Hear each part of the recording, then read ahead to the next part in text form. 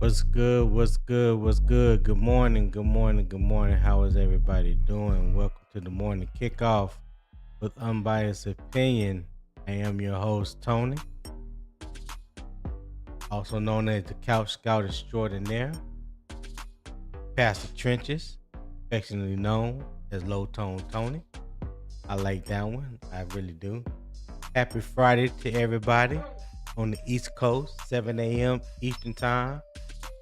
Yeah, so it's 3:02 p.m. where I'm currently located, 100 degrees, bright and sunny. One thing I will say about this time of the year, this is the first year um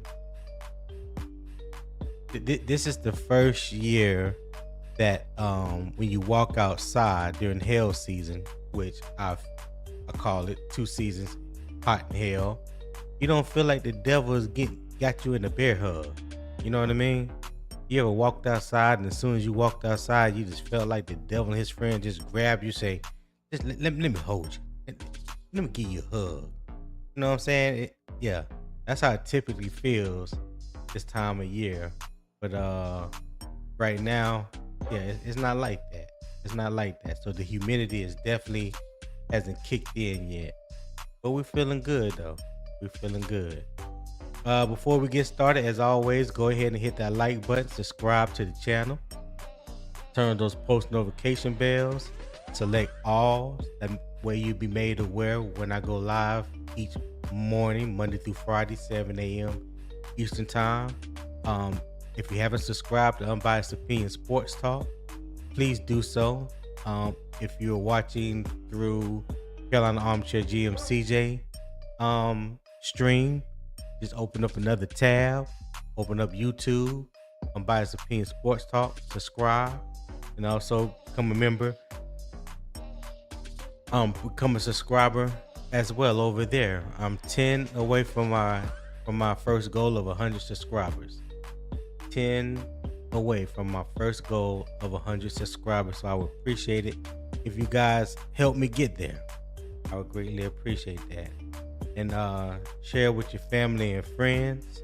Okay. As always, we're building real football conversation over here. So no fake hot takes, no media spin, just facts, film, and football context. All right. Also, make sure you check the link in the YouTube description for exclusive content, member discussions, and deeper football breakdowns. Join my Patreon. I will be we are active over there right now, but it's going to get more active as far as the film breakdowns, talking scheme, technique, looking at college players that's draft eligible for next year. So we're going to, during the football season, we're going to get into all of that. All right. We're going to really get into all of that. So check it out. There's 3 tiers over there: the fan zone, film room access, and debate table VIP. All right. So I would greatly appreciate that. Remember, Unbiased Opinion Sports Talk is part of the Carolina Armchair GM Network. And as always, let's shake a little honey from the tree. All right. So the Carolina Panthers lost Nic Scourton to a torn right ACL during their first training camp practice. Now comes the question every football team eventually has to answer. Who is the next man up? Carolina has agreed to terms with Cam Gill, the UFL's 2026 Defensive Player of the Year, but adding another name to the roster does not automatically replace everything Nic Scourton was expected to provide. Today, we will determine who deserves the first opportunity, what Tampa Bay's deeper defensive front tells us about Carolina's situation, and the 5 tests that will show whether Panthers can absorb this loss. All right. We will get into that. But first, let me just catch up on some of these comments coming in from the chat. As always, my homegirl, Candy Girl 803, say happy Friday, everyone. Happy Friday to you, Candy Girl. I know you are sipping on something good. You know something good this morning at your desk as you control the world as usual. We greatly appreciate it. Hit that subscribe button. All you guys, make sure you hit that subscribe button on your way in. Okay? Make sure you hit the subscribe button on your way in. Okay, Candy Girl said I have a lemon poppy seed muffin this morning and coffee. That's what I'm talking about. Now I ain't never had a lemon poppy seed muffin. I believe my wife have. Yeah, there's not too many muffins she haven't tried. Yeah, lemon poppy seed muffin. I'm about to try that. Candy Girl gives it a thumbs up. All right, cool. That's what we. Hey, I'm about to give it a try. Just off the strength of what you said about it, how you feel about it, Candy Girl. I'm gonna give it a try. D Cash with the Tony. Hey, what's up, D Cash? Appreciate you for tapping in, my guy. Hit that like button for me. All right. The Vietnam 2681. He said, "Good morning, Tony. I'm still down at the Scourton News, but hopefully we have enough depth to still compete." Hey, we all kind of blindsided or kind of let down a little bit of air left out of our sails, when we got the news. But as I say, as a thumbnail say, next man up. The show don't stop because one man is down. So let's see if we can try to figure out who can be the next man up. All right, appreciate you for tapping in. Also, don't forget to hit that like button for me. All right, Candy Girl said we finally got rain last night here in Columbia, 74 right now. Okay. All right, Candy Girl. Hey, I wish we got rain as often over here. They had this thing where they manufacture rain, and what I mean by that, they have these drones that they send up into the clouds. And let my wife explain it to me, because biology is her thing. Science, that's what she's been doing and teaching for about 30 years now. When they send those drones up into the cloud, they shock the clouds, and it helps release the moisture, which is the rain in the clouds in certain parts in the UAE. They don't do the whole UAE at once. It's like it's in certain spots, and then maybe like 2 or 3 days later they'll do it again in other spots. So that's how they control the rain over here. That's how they generate water, rain over here, because it don't happen naturally on its own that much. So they had to create it, if you will. Okay, DCAT speaking to Candy Girl. Eternal 252 said we will be fine. It's not like we missing a James Pierce 10 sacks. I wish him a full recovery, but 5 sacks can be replaced for the year. All right. All right, Eternal. So that's all that's important to you is the 5 sacks, son. Ain't nothing about anything else that he contribute or bring to the team. You just worried about the sack. Gotcha. Broski Bear said, "Good morning, Tony." What's up, Broski Bear? Appreciate you for tapping in, my guy. Tim Bollock said, "Good morning." Good morning, Tim. Thank you for tapping in as always. You always here every day. Make sure you guys hit the like button for me. I appreciate it. Frankie C, injuries happen. It's the NFL. One player going down will not make or break a season. That's a fact. You need to tell that to Eternal. You need to tell that to Eternal, Frankie. Eternal said lemon seed the shit. Yeah, I'm gonna have to try it now. Now you verifying just what Candy Girl told me. Now I take her word for it. But you making it a strong case, even stronger case now. Candy Girl said good stuff, Tony. Okay. Yeah, I'm about to give me one now. There's no other way around it. I gotta try it. Gotta try it. Broski Bear said, "What a shame about Scourton. The kid seemed like he had what it took to take another step forward this season. Princely was a 3rd round pick, so he now has a chance to prove himself." Yep. That is a fact, Broski. Now he has a chance to back up all the talk that he had last year and some of this off season. He's definitely going to get the opportunity now that Nic Scourton is out. So hopefully he can show and prove and do what we hope that he can do for us. Michael Dickinson, what's going on? Mike, ain't seen you in a couple days. He said Jones, Princely, Phillips, and Brown, NASCAR package. Next man up. Keep pounding. That's facts. That's facts, my guy. Hey, hit that like button for me. Hit that like button for me. Appreciate you for tapping in. Yeah, Candy Girl said, "Oh wow, that's interesting. Yeah, that's how they do it over here, Candy Girl. They manufacture rain, and the way that it's set up over here, because this country isn't built to have like a drainage system. When it rains, if it rains for more than 4 or 5 hours continuously, you guarantee if it's a school day and school is in session, they shutting school down.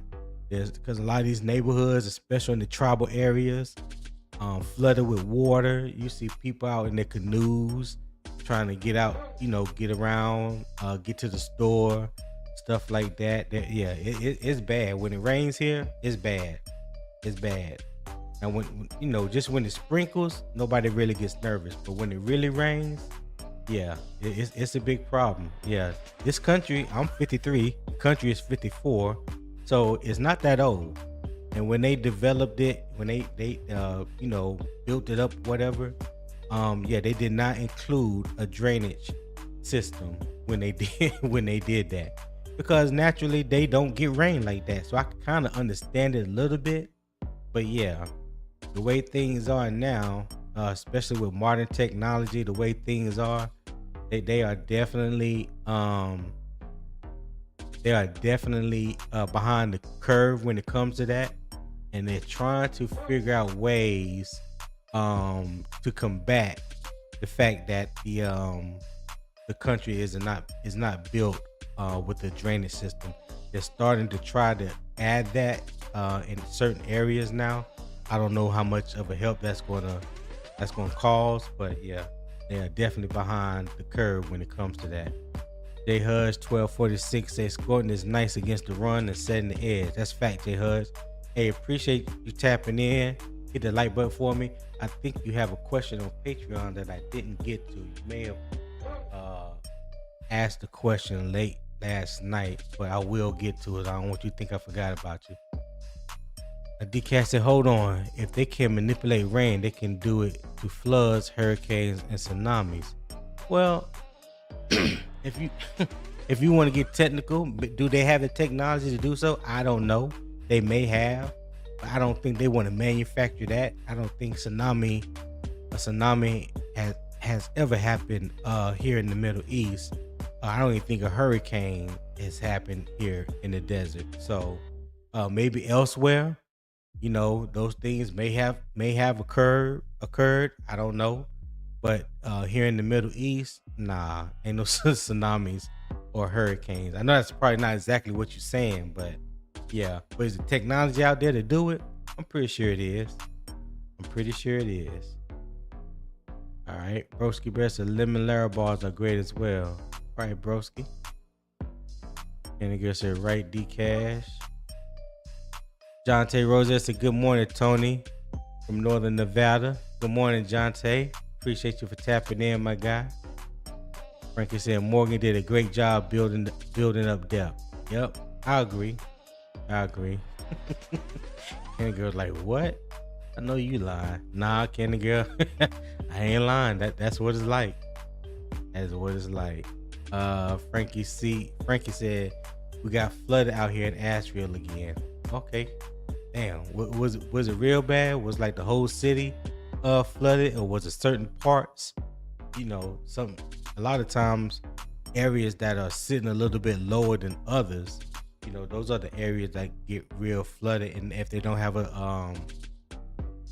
a good drainage system around them, they'll get flooded. Or if they do have a drainage system and it's clogged up and nobody has taken care of it, that will cause the streets in your neighborhood to flood. So yeah, there's multiple ways that a flood can happen. DK said that's wow. Broski Bear said, really, Frankie, how bad? All right. Cat said, didn't China have an artificial sun? I don't know nothing about that. I ain't gonna put that on China. That's wild. That's crazy work if you got an artificial sun. God damn, DK, I ain't never heard that. I ain't never heard of artificial sun. You got me on that one. Broski Bear said, DCAS, look up HAARP in Alaska. That's the big weather control station. They've been manipulating weather for decades. That's a fact, Broski. Frankie said, Broski, the Interstate 26 and 40. All right. What up, Gerald Stick Jones? My guy. Top of the morning to you. He said, good morning, Tony, in chat. All right. So, yeah, you guys, make sure y'all hit that like button for me. Don't take but 2-3 seconds to smash that like button for me. I would greatly appreciate it. I'm also going to drop the link for anybody that wants to come up in chat. The halftime report, we will be talking about the Tampa Bay Buccaneers. So if anybody see Pewter, tell him come on up and be a part of the panel today, since we are talking about his team at the halftime report. All right. So there, the link I just dropped into the chat. Michael Dickens said, Princely pops off. Just imagine what things will look like with the healthy Scourton, Phillips, Brown, and Hunter. My, trust the process. I'm with you, Mike, but you know how this fan base is. We have some very fickle fans, negative fans, all that negative stuff. You know how they are. They don't see the bright side. They act like one person is the end all be all to the whole team. And I ain't never witnessed that. So, yep. I don't know what to tell them, Mike, but you are spot on, man. DCAS said, "Oh man, y'all about to send me down a rabbit hole." I'm on. Yeah, DCAS. Hey, let me know what you find, dog. Let me know what you find. Matter of fact, follow me on Twitter. Just send me a message on Twitter. On Twitter. I said Twitter. Twitter. Yeah, at UO Sports Talk. Yeah, just follow me on Twitter and send me a message. Let me know what you come up with. And the girl talking to Gerald. She said, yes, China created an artificial sun. I did not know that. I'm about to ask my wife about that. She would definitely know about that. Why would they create an artificial sun? Like that? That makes no damn sense. An artificial sun. That's crazy work. That's crazy. Now you make me want to go. I'm about to send my wife a message. that is crazy. That is crazy. Let me bring to the stage, to the panel, Broski Bear. What's happening, my guy? Good morning, Tom. Good morning, everyone out there listening to the Broski with the Moski and Low Tone Tony. Oh, wait. Let me hold on. Hit me with that one more time. The Broski with the Moski. Yes, sir. And yeah, man. Tony. Yes. Hey, I like that combination. I like that. That sounds real good, broski. Hey, I do what I can every once in a while. Yeah. Hey. You ain't all. It don't always have to come. Okay, let me say that. Let me pull that. Let me pull that back. We don't always have to flex every time a flex is needed. You know what I'm saying? You have to just time that thing just right. And then when you hit them with it, that effect, they feel that effect more because they weren't expecting it. You know what I'm saying? Yeah. I hear you, man. Yeah, you caught me off guard right there just now. Well, hey, I think I might have caught you off guard with that artificial Chinese sun as well. Hey, listen, I'm not a science guy. That's my wife's department. She has a degree in biology. She's been teaching science for like 25 years, research scientist. She would know more about that. That's outside my depth right there. I'm not even going to even pretend to even try to understand that level of craziness. That's just crazy to me. Yeah, it is. And it's a deep rabbit hole you can go down once you start. Lead it off with looking into HARP and weather manipulation, and just start there for anyone who might this might pique their interest now that you've heard about it. I mean, it can lead you places that you probably didn't expect. Yeah, but anyway, I'm not I'm not a conspiracy theorist. I don't know if it is a conspiracy theory. I don't know how true it is. I'm not one of the ones to go chasing the rabbit down the hole. Yeah, so because that could lead you to crazy places. Like I said, my wife would definitely know about that. I'm gonna have to ask her about that. And like I said, that's crazy. Let me read through a couple of these messages real quick, and then we'll get into it, my guy. All All right. right. Michael Dickinson said, I was always told one pony don't stop the show. That's facts. I was told that as well, Mike. Quante said, good morning, Tony. Good morning, Quante. Appreciate you for tapping in, my guy. Hit that like button for me. I greatly appreciate it. Frankie said they will bring in vet linebacker when the cuts start happening. Okay. DCAS said, got you. All right.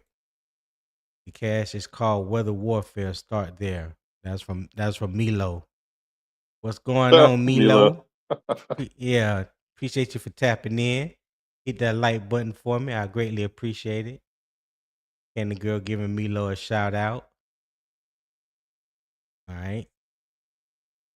All right, DK said he just follow me on Twix. Yeah, I appreciate that, Dcash. Let me know. Let me know what you find with the opposition research. Uncle Gates said, when your brother goes down, get him to safety and continue to fight. Bullets still flying, the bomb still dropping. God, oh, I can't say that any better. Damn, that was right on time, Uncle Gates. Salute to you, my guy. Yes, the mission has to be completed, regardless of what. The mission has to be completed. I was watching practice film. Pickett was airing it out way downfield. Okay. Yeah, he got an arm on him. I ain't never denied say he don't have an arm. Matter of fact, I like Kenny Pickett coming out. You know, a lot was talked about how small his hands were or the fact that he wore 2 gloves. Yeah, but I didn't hear a lot of people talk about how he tore the ACC ass up his last 2 years, especially his last year. So I'm with you, Tony, like I man. said, I thought he was going to be a heck of a player coming out of Pitt, man. yeah, like I said, I go with what I go by what I see on film majority of the time. And about 90% of the time, I'm going with what the film tells me. Yeah. DK said at Milo, okay, got you. Appreciate you. Poppin', what's good? Thank you for tapping in this morning, my guy. He said good morning. Appreciate it. Hit that like button, everybody. He said, let's see who gets off subject first. I think I Yeah, got that out of my system up front, so I think we're in the clear, Tony. We're good to go. Vietnam said, let's not forget the state of our toxic fan base, regardless of what the reason is. If we do not win the division this year, the blame will land square on BY9's feet, whether injuries or not. Well, Vietnam, you know how some people are. They're gonna be exactly who they gonna be. You know, yeah, I'm not gonna get in that discussion. I was getting ready to break something down, but yeah, I'm not gonna go down that rabbit hole. And the girl told me leave it alone a couple days ago, so I'm gonna leave it alone. Yeah, Charlie the gamer said good morning, y'all. Real good Friday. What's going on, Charlie? Appreciate you for tapping in, my guy. I greatly appreciate it. All right, hold on. Let me add this. There we go. All right. So we're gonna get into the daily injury and transaction update. Y'all let me know people that's watching on their phone, like Fed Nom and Poppin, Uncle Gates. You know how y'all like the portrait display on your phone. Is everything more clearer today than yesterday? I made some slight adjustments. You know, there were some things that was cut off. CJ let me know. So I just want to make sure everything is clear that you guys can see everything. All right. So the daily injury and transaction report reads um uh, take that off right there. Nic Scourton has been confirmed to have a torn right ACL, expected to miss the 2026 season. Um, First and foremost, this is about a young man who prepared to have an impact for his second year. Scourton also played all 17 regular season games as a rookie, started 8, and tied Derrick Brown for the team lead with 5 sacks. Carolina expected him to start opposite Jalen Phillips and expand his role on both early and passing downs. His injury removes an important part of the Panthers' original defensive plan. All right. So as you can also see that transaction for Cam Gill, I have agreed to terms because when I checked the Panthers website like 30 minutes ago, it didn't have him officially as signed as of 30 minutes ago. So that's why I have agreed to terms. Uh, Completed signing, not posted at the cutoff. So y'all can see that right there. And let me move this here. And the other official transaction was Caden Priscorn, tight end. I don't know much about him, but I do have his prior schools as Ole Miss and Memphis. Okay, I'm pretty sure he was brought in to add depth at tight end. So kind of makes me believe that um there's something going on in the tight end room that we don't necessarily um have information on right now. What you think, Broski? Why you think we signed another tight end to bring in? Because we already had 5 on the roster for training camp. Why you think we brought in another one? Yeah, I mean, Tremble, this is his last year under contract, I believe. Sanders, I mean, I haven't seen anything from Sanders that warrants him, you know, I just haven't seen anything from him. So like I all the potential he had when he was drafted, you just haven't seen much from him. Evans, I don't know if he's necessarily like number one tight end caliber, but I think he's a good all around tight end. So at worst, Oh, he'd be Mitchell like the number. Evans. You kept. Yeah, I didn't know who you was talking about when you said yeah. Evans. Okay, At go worst, he'd ahead. be like a number 2. So to me, he kind of reminds me of like a Cole Kmet type, where like he probably could get to the point where he's your starter, but see the way the NFL is now, I think all the trends that happen in the NFL, it goes in Yeah. cycles. I feel on offense with like the trends right now. I think it's tight end time. Like I think it's 12 personnel trend. Certain teams are going to run 13 every once in a while as well. So teams really think they need to have 2 tight ends, one of which needs to almost be like a wide receiver threat at tight end. So bringing all these guys in, I think Trumbull or Sanders. I don't think either one will get cut, but I'm not ruling it out either. If someone can step up, if there's a diamond in the rough who really shows promise, and it's like Evans takes a step forward as well, they might feel comfortable with letting one of those 2 guys go. You see what I mean? Got you. Yeah. And But do you think that we have two wide receivers, 2 tight ends that are like pass catching tight ends first I think to be effective with that 12 and 13 personnel? Because even with 12 personnel, why it's been so effective for a lot of teams is because when you line up in that 12 personnel, the defense can't say, "Oh, well, that tight end is strictly blocking, so we're not worried about him going out and running the route." So right. really, technically, you only like an 11 personnel because they don't believe that both tight ends present a threat. You know what I'm Yeah, saying? Do you think we have 2 tight ends like that present a threat? I think yeah, I do. I think Trumbull and Evans could. That's a good point that Okay. you made. I mean, that is the whole key of running the 12. You want to have a versatile tight end or tight end so you can line them up on the line, motion one out wide, whatever the case may be, and take advantage of like the heavy set that the defense rolled out there, right, to try to catch them. Yeah. But yeah, I think that's the thing. Like, I think Trumbull and Evans could be. I really do. I think Sanders is more just like a receiving threat from what I can tell, but he hasn't caught many passes either. So it's like, what is he really? So, not saying he's definitely going to get cut, but I'm saying like they're bringing a bunch in. I think to test the waters. I'm not going to rule it out either. Mm. Yeah, it's I think a lot more teams are going to start carrying 4 tight ends now as well. I think most teams, the standard is pretty much you carry 3 tight ends, right? I think that's almost like across the board, unless you're like the Seahawks or the Rams. You know, I'm not, even the Bears, they have Loveland Komet. They drafted another guy in the 3rd round, Roush. And guess what? They just brought in a 4th guy from Iowa who's strictly a blocking tight end. He's not a receiver, but like people are saying this guy's highly impressing everyone. And the Bears, they might carry 4.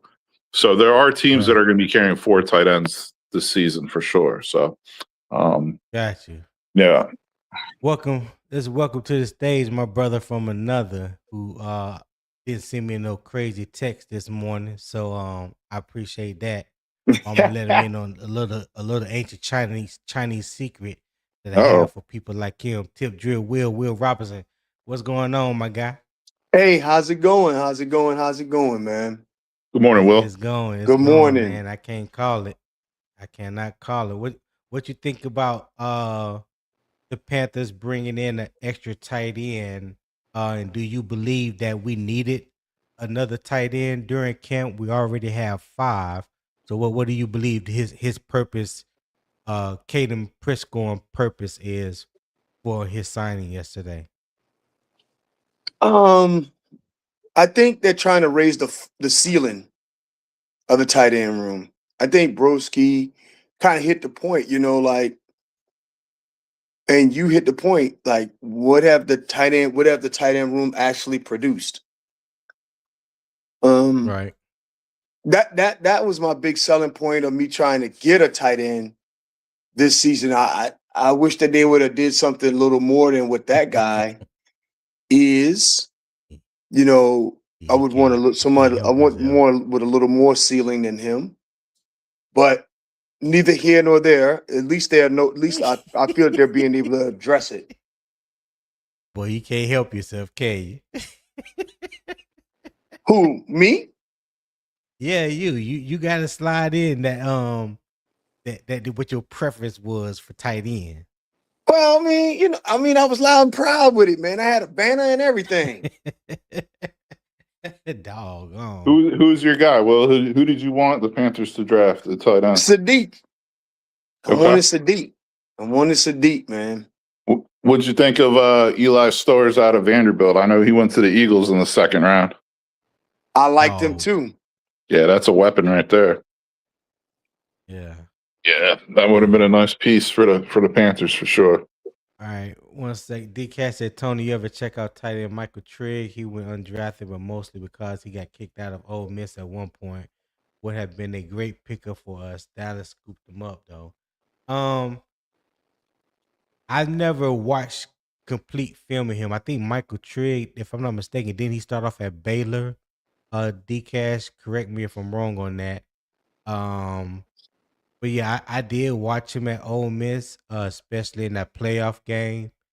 I mean, the dude can catch, big body guy. So yeah, I don't know much about him, so I can't even I'm not going to even cap you down on that one. I don't know too much about him, but just watching the game on TV, I seen a couple of games that he was effective in. Yeah, but if I'm not mistaken, he started off at Baylor. Okay, yeah, he said Baylor. All right. Yeah. Real quick, you guys make sure y'all hit that like button for me. I greatly appreciate it. Let me catch up. Rashard Anderson, appreciate you for tapping in, my guy. Top of the morning to you. Rashad, appreciate you for tapping in as well. He said Tone. Who else did I miss? I thought it was somebody else that I missed. Okay. B. Amos. As Papa said, the Sadiq freak. What's good, B. Amos? Appreciate you, my guy. D. Cash, I seen a video about him recently, and he seemed to have learned from his mistakes. So I'm mad we didn't get him. Okay. All right. SC Panther Boy. Shout out SC Panther Boy. Sup, Low Tone. That's where the nickname came from. So yeah, it has definitely stuck. What's going on, my guy? Thank you for tapping in. Make sure that you hit that like button as well. DCAS said, yeah, Baylor. Yeah, okay. Yeah. I watch a lot of Baylor games because my wife graduated from Baylor, so and I watch a lot of Big 12 because we lived in Dallas. So she's from Texas, so Big 12 is right there. But yeah, that's where I remember him from. All right, public practice today. Okay, Rashad, you going? King James 864 said, "Good morning, Panther Nation. Good morning, King James. Appreciate you for tapping in. Hit that like button for me."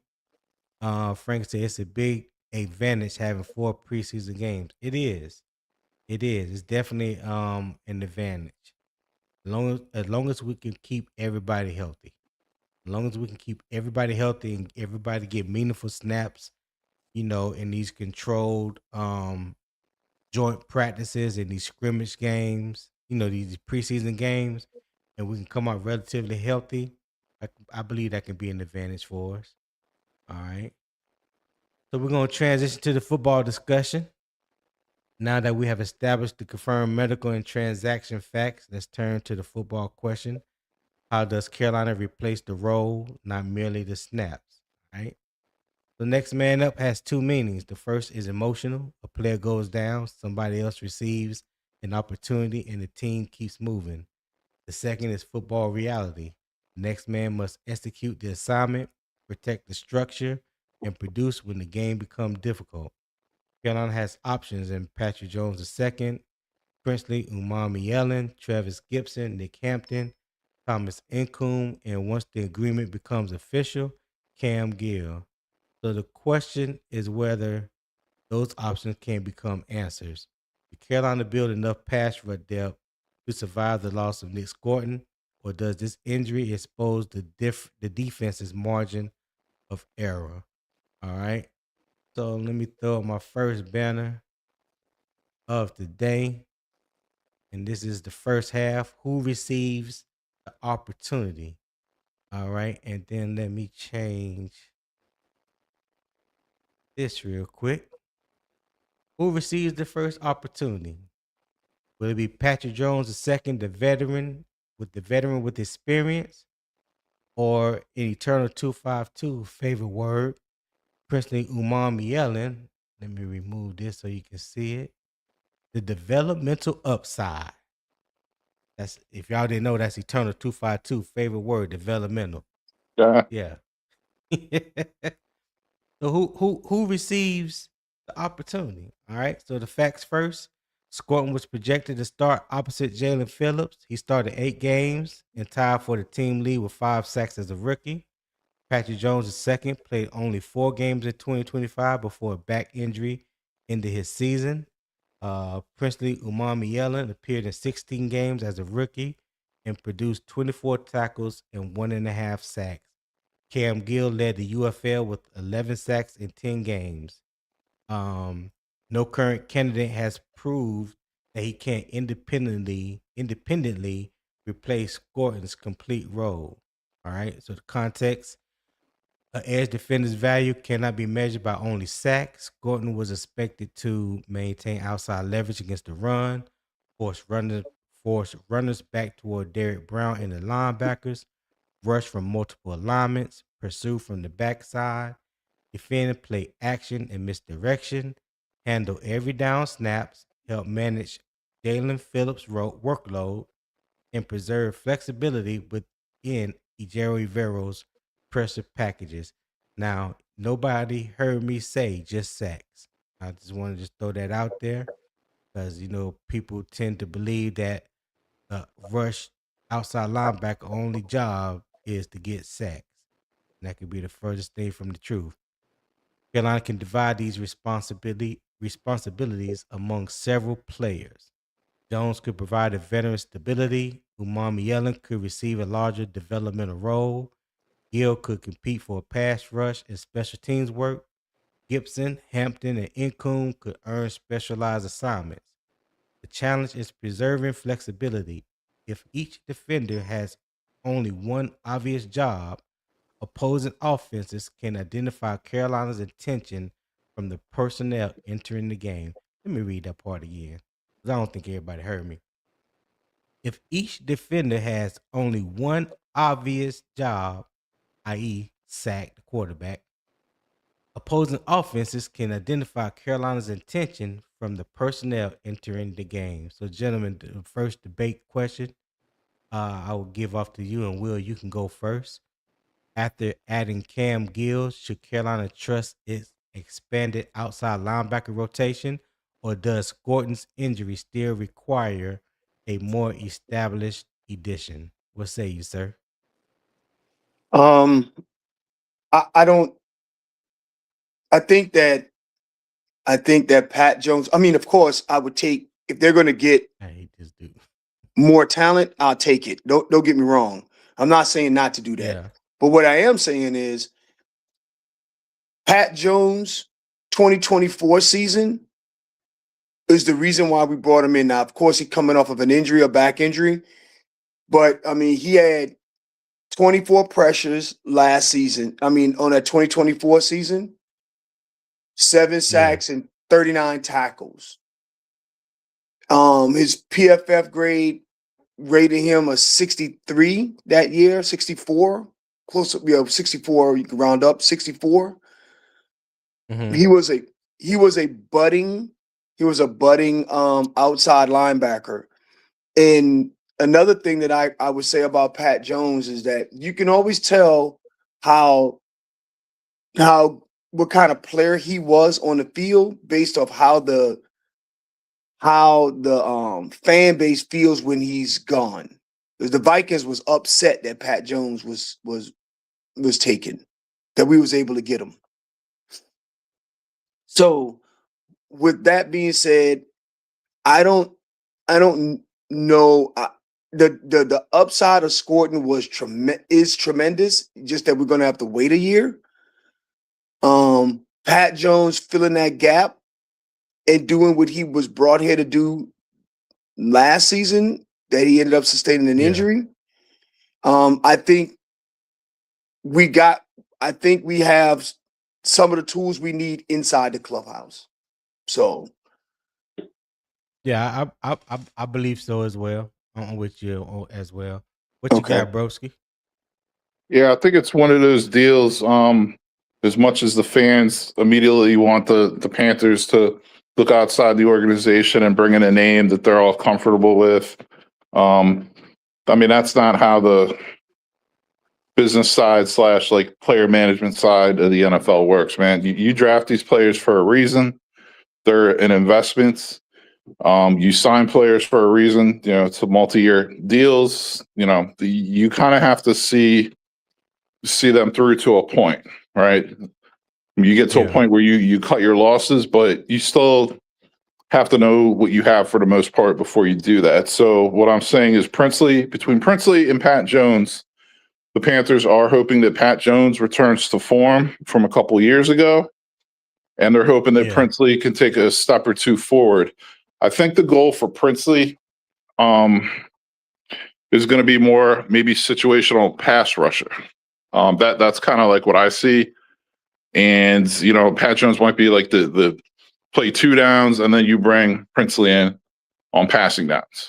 You know what I mean? And, you know, you made a good point, like before you handed it off to Will, that, hey, if, you know, other teams can pick up on that, like, hey, if Princely's out there, okay, it's pass rush time. We know that, but at the same time, it's, you know, kind of unavoidable. You know, the offense still has to make the plays, and you know, Princely they have to work him in somehow. So, you know, you got to give him a chance in camp, in preseason, and I think that's what they're going to do. I think they're going to give these guys a chance in camp and preseason, and if they really don't like what they see, if the Panthers really don't like what they see, maybe then they look to make a move or bring someone else in, but that wouldn't happen till probably like a couple weeks before the season starts. Probably, you know, like a week or two before the season starts, kind of thing. I think they're gonna exhaust their options with what they have. Okay. All right. Let me ask you guys this. And Broski, you can go first with this question. Um, hmm. which Which part of Scourton's role will be the most difficult to replace? Me, just being able to have him on the field for all 3 downs, and like he's like an all around kind of player, I feel, or that's something he could develop into. Like he's pretty good at setting the edge, and he has the ability to, rush the passer a little bit as well. That's tough to find, a guy who could do a little bit of everything. And then that goes back to the point we just talked about. Like, hey, that helps disguise your defense more too. Like a coordinator can't look at him and be like, oh, it's necessarily a all out like pass rush down for him, or he's just in there to set the run. It's a good time to throw, or whatever the case may be. I think him being an every down player, it's just tough to replace for one player. Okay. Will, what you got?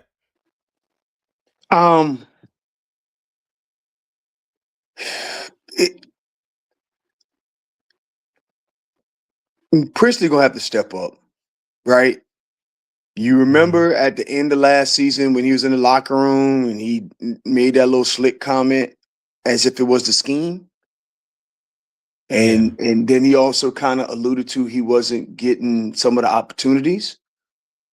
Yeah. Well, he gonna get his opportunities. You gonna get your opportunities now. And you might have stuck your foot in the mouth because they thought that they didn't know if Gerald Everett was going to get. They didn't know that EJ had already signed an extension. Right. Nobody knew that. No one knew that. Nobody knew. Nobody knew. So he might have inserted his foot in his mouth, and now he gonna have to, dance. He gonna have to figure out what right look like, and we're gonna need Priestley to make a step or two forward. And I like the way Broski, that made perfect sense when you were talking about situational passing downs. But when you look at some of the advanced statistics on Priestley, he did do fairly well at setting the edge and stopping the run, but that's not his specialty. So what he gonna have to do is, one of my old bosses used to tell me, you need to execute your strengths and train your weaknesses.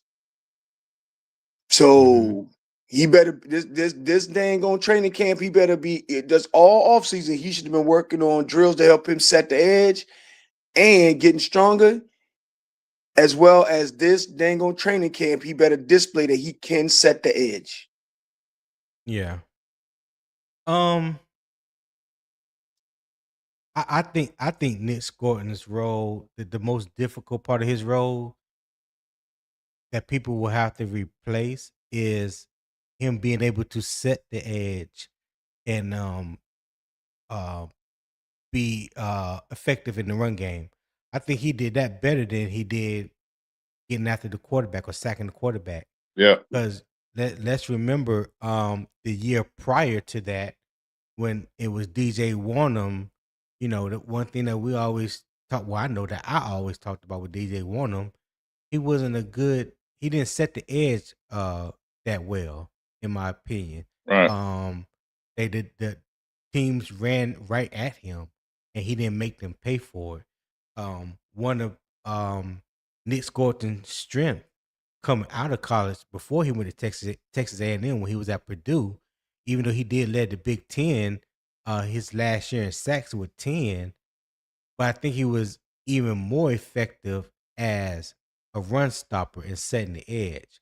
That's something that he did very well for us last year, and I was hoping to see that combination of him on one side and Jalen Phillips on the other, because I think Jalen Phillips sets the edge and is effective in the run game as well.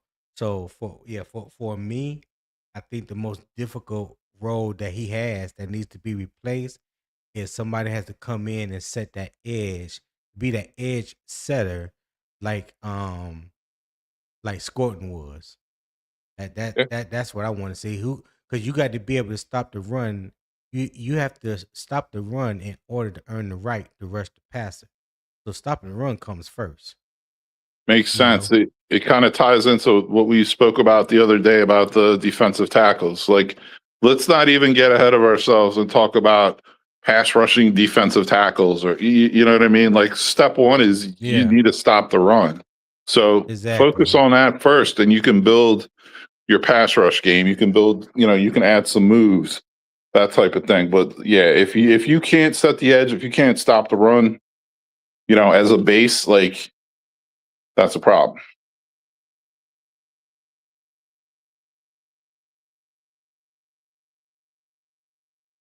I was just talking away and I had my mic muted. Mm. Yeah, I appreciate everyone that's watching right now. We got like 44 people watching amongst the two channels. If you would click that, scan that QR code in the top right, show support for the show. If you're enjoying the conversation, the debate, the vibe, the energy that we're bringing to you this Friday morning. I'll greatly appreciate it. My daily goal, as always, is just $25. Okay, just $25. So do what you can, give what you can to help me reach said goal. Then also PayPal link that's in the pinned comments in on the YouTube channel that's pinned at the top. I don't know if it shows on CJ's channel, but I know Unbiased Opinion Sports Talk, the PayPal link is pinned in the comments. I would greatly appreciate that. And if you are watching through Carolina Armchair GM CJ's channel, you can send a super chat as well. I know everybody doesn't have PayPal, but if you want to send a super chat, that would greatly be appreciated. I definitely appreciate that. All right, fellas. So I'm gonna ask another question, and Will, you can go first on this one. Um, hmm, okay, all right. So we talked a little bit about Princely and how he has, it's time to pay the piper, so to speak, if you will. Will, can Umami Yellen become an every down defender? That's the goal. So like I was saying, he did show promise in run support last season. He did show Mhm. promise when he was out there on run support. Can he do that consistently without being without it being a liability and a growth curve? I don't know, but that should be the goal. His goal should not be to show up on third down and after Scourton and did all the hard work, and then you show up, for mop up duty because the quarterback dropped back and you get a coverage sack. That should not be the case. Right.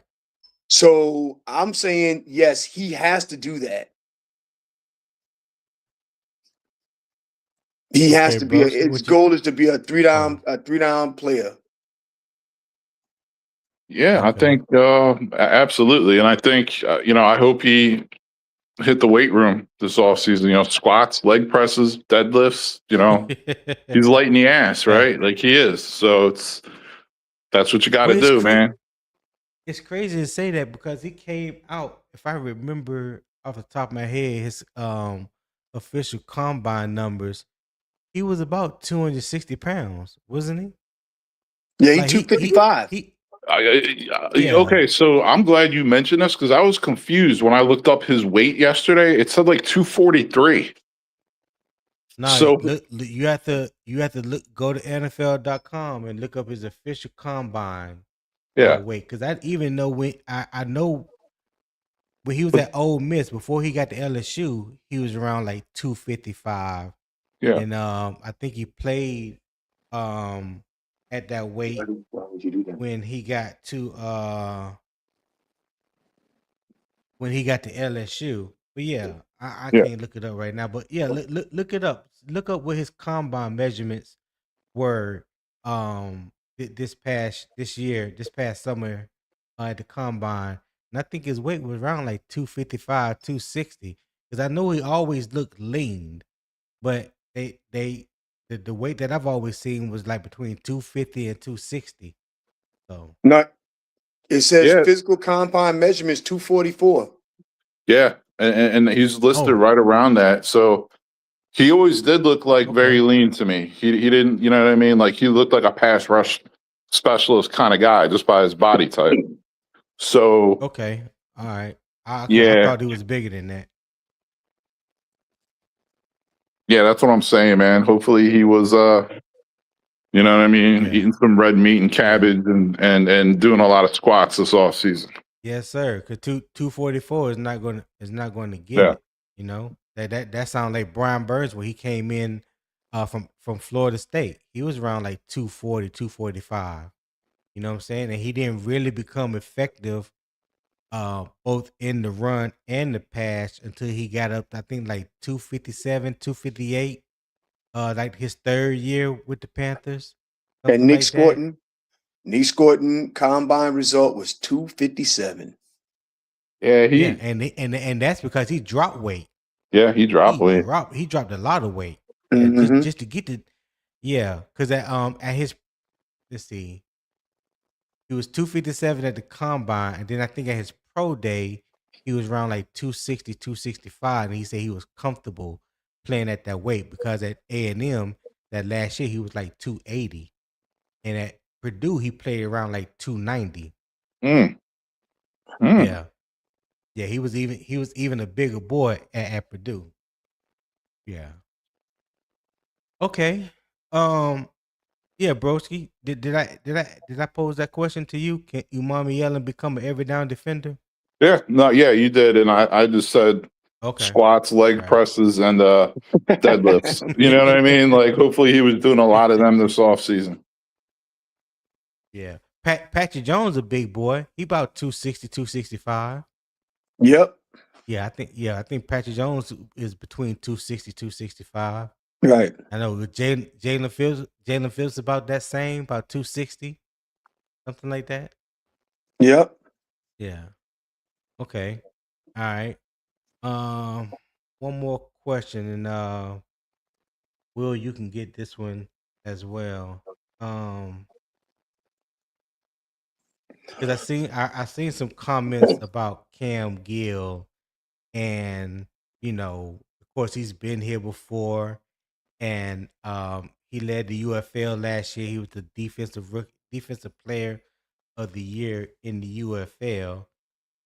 Will, how much weight should Carolina place on Gill's UFL production? None. That just gets him in that, that just gets him in the Spit door. my word out. Say what? You almost made me spit my word out. Right. Well, you're lucky you went to Will first. Question. Yeah. I mean, the way you say you like none. Yeah. Oh, gone. Right. I'm just Go ahead, telling Will. you.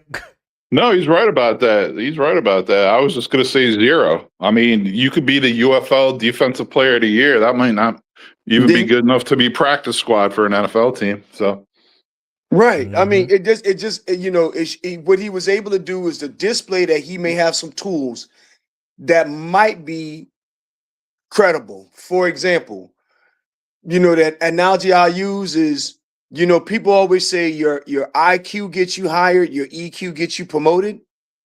It's very similar. You went over to USFL, and you played fairly well. You showed that you got some ability. Great. You was on our roster before, so we kind of know who you are. Have you gotten better? Let us bring you in and see. yeah. And these practice squad rosters are becoming much more competitive. These teams are taking these much more serious. Like, I look at the Bears; they're signing like practice squad dudes, undrafted free agents, like rookies and stuff, to like 2-3 year deals for like $1 million or like 1.5 million now. Like, it's a big deal to even get to that point. So, yeah, UFL whatever doesn't mean anything to me. Okay. So, chat, I'm gonna ask y'all a question. Because I didn't make any polls today. But who should receive the first opportunity opposite Jason Phillips? Now I know that's not his name, but That's the name that me and CJ gave him, Jalen Jason Phillips. That's because one day I called him Jason Phillips instead of Jalen. So yeah, we just put the two together. JJ Phillips. That's his name. So who should receive the first opportunity? Should it be Patrick Jones, Princely Umamielen, Cam Gill, or is there another player that should fill that role, get the opportunity? Y'all let me know in the chat. Patrick Jones, Princely Umamielen, Cam Gill, or another player. All right. Give y'all a few minutes to respond. So I'm gonna ask y'all one more question.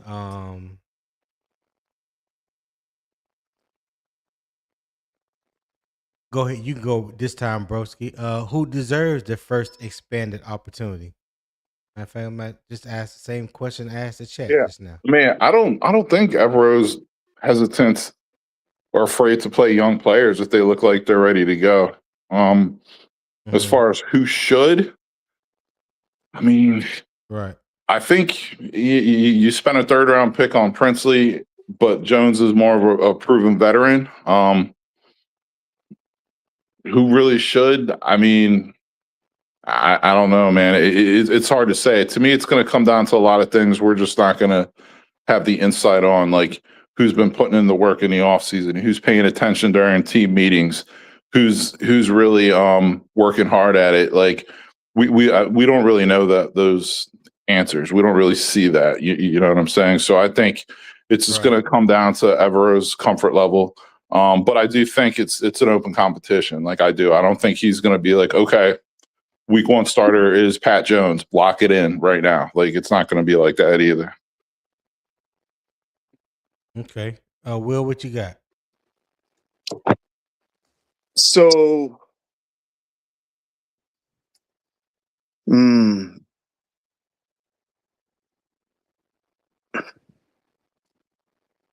I don't, man. So, really, to be honest, like, Pat Jones is the answer to this, the key to this problem. Princely is developmental. That's just like, you know, and I just the way I see it, if you don't mind me saying this, CJ. Just like when Moulton went down. How long we been knowing each other, Will? Why I gotta know, be CJ? right? Oh my gosh. Sorry, Tony. I'm sorry, Tony. Good God. Man. Hey, that's 5 demerits I gotta work off.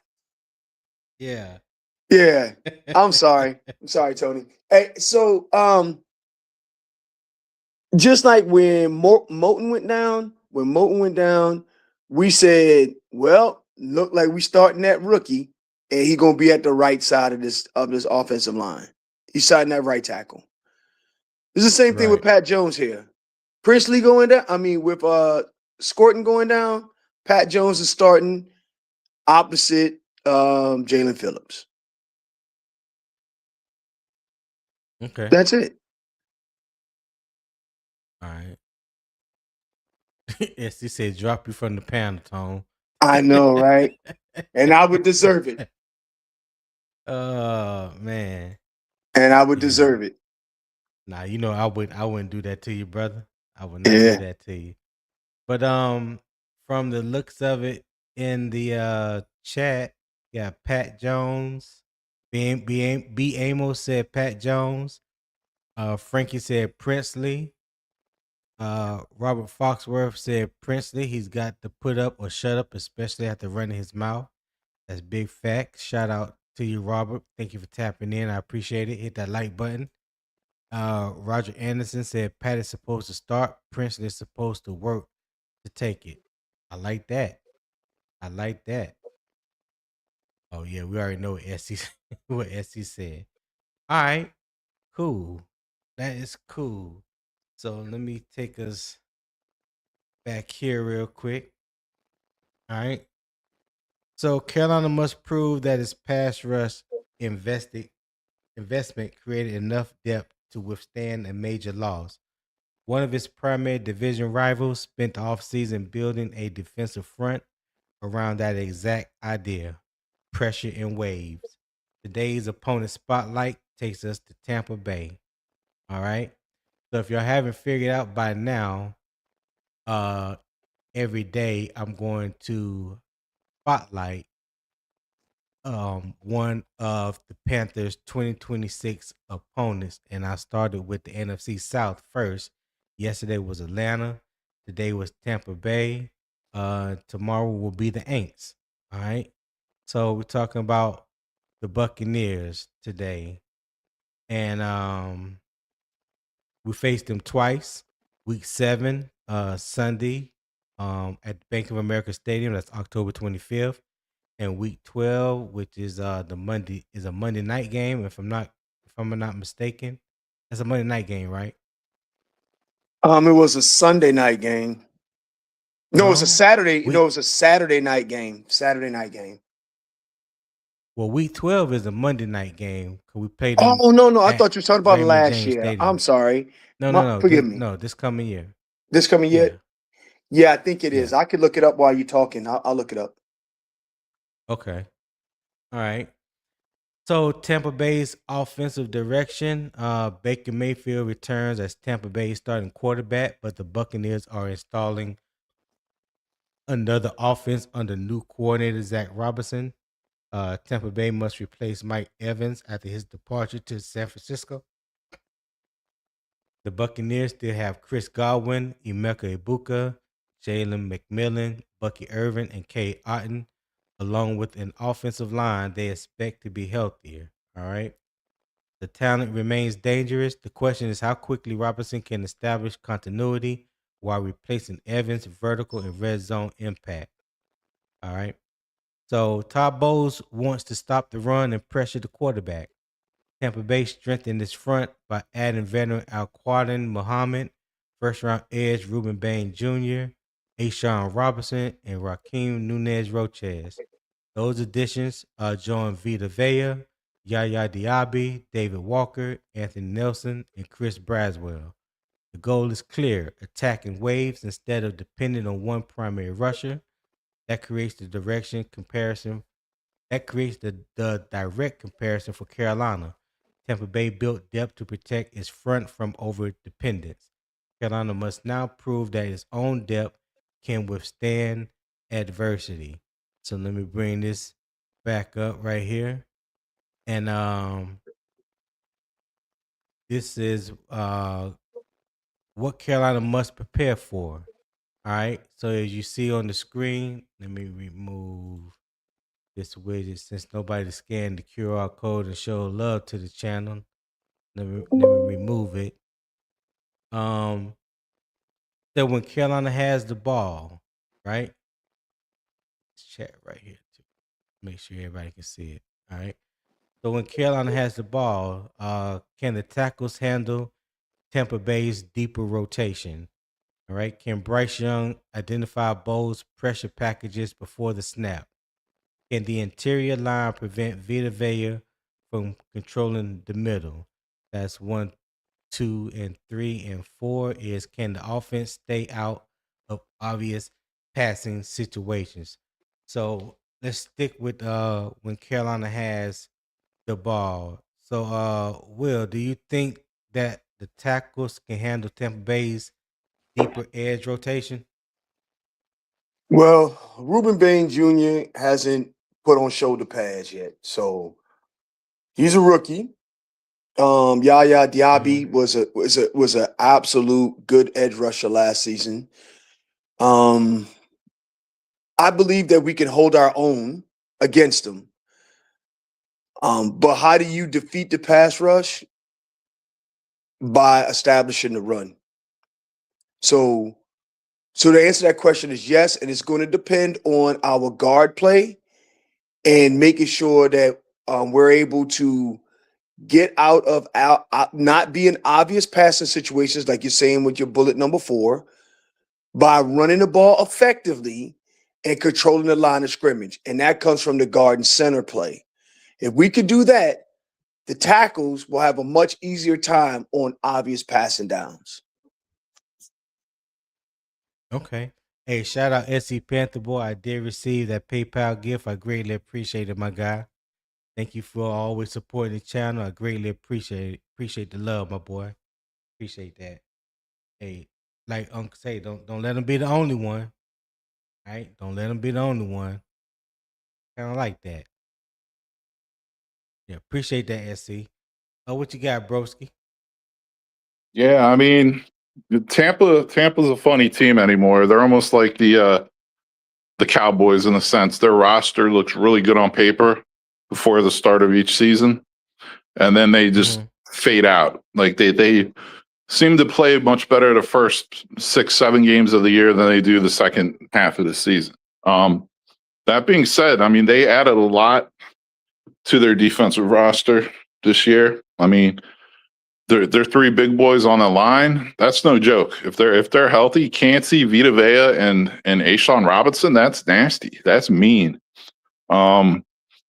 Speaking of mean, like obviously Bain is a rookie, but he does seem like he plays like an angry young man when he's out there. So does Josiah Trotter, who they drafted, who's going to be inside linebacker for them. A beast. Oh my God. You know what I mean? You got two strong, angry players right there. Right? Oh, I'm about to feel triggered. And they brought in, let's not sleep on Alex Anzalone, who was a team captain on the Lions. So you want a guy who can fly around the field, and he is known for his coverage ability, but he's a maniac out there. Like he just has no regard for his body. He just flies around and runs into people. I've seen this guy play enough over the years. So they also brought in, you mentioned AQM, who's more of like a pass rush specialist. But guess what? Yeah. He actually had 11 sacks last year. Most people don't realize that. He had 11 sacks last year. Oh, and I didn't know that. Yeah. And he's more of he's not an edge setter. He's not an every down player. He really is more of a pass rusher. But hey, he's not in there most likely going to start for them. He might, but you know what I mean? Having him in the rotation, they're actually pretty deep at linebacker. And you know, I'll still call the outside linebackers for 3-4 linebackers. You know what I'm saying? But so I got you. So they did some work, man. They really did. And another player they brought in, I believe, you know who they drafted? Not a player they brought in, a player they drafted. That little nickel corner, that little nickel back out of Miami Hurricanes. I wanted him. I know who you're going. I wanted him so bad. Keontae Scott. Yep, Keontae Scott. I liked him. I was hoping we grabbed him. I mean, speed, playmaking ability, experience. Like he's like an older player. Like he's, you know, I think he's like 25 or something.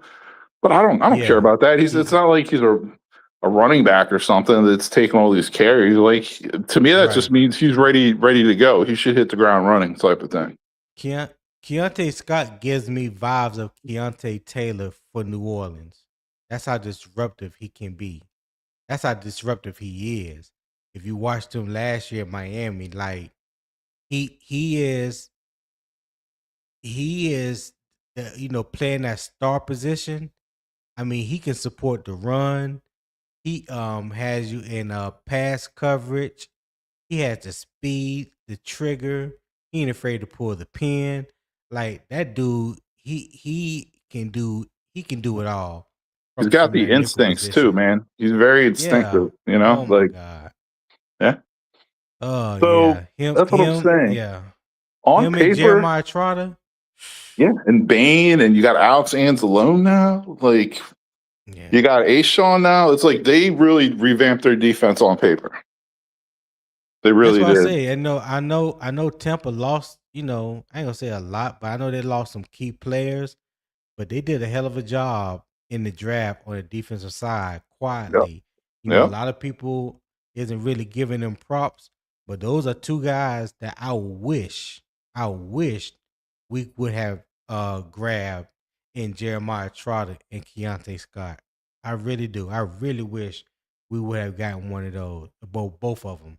Shout out to B Wise 804 VA. He said, "Good morning, everyone. Appreciate the content. Hey, I appreciate that $4.99 super chat. Be wise. Thank you for the love and support. I greatly appreciate it. Hit that like button for me as well if you haven't already. All right, I greatly appreciate it once again. Um, hmm.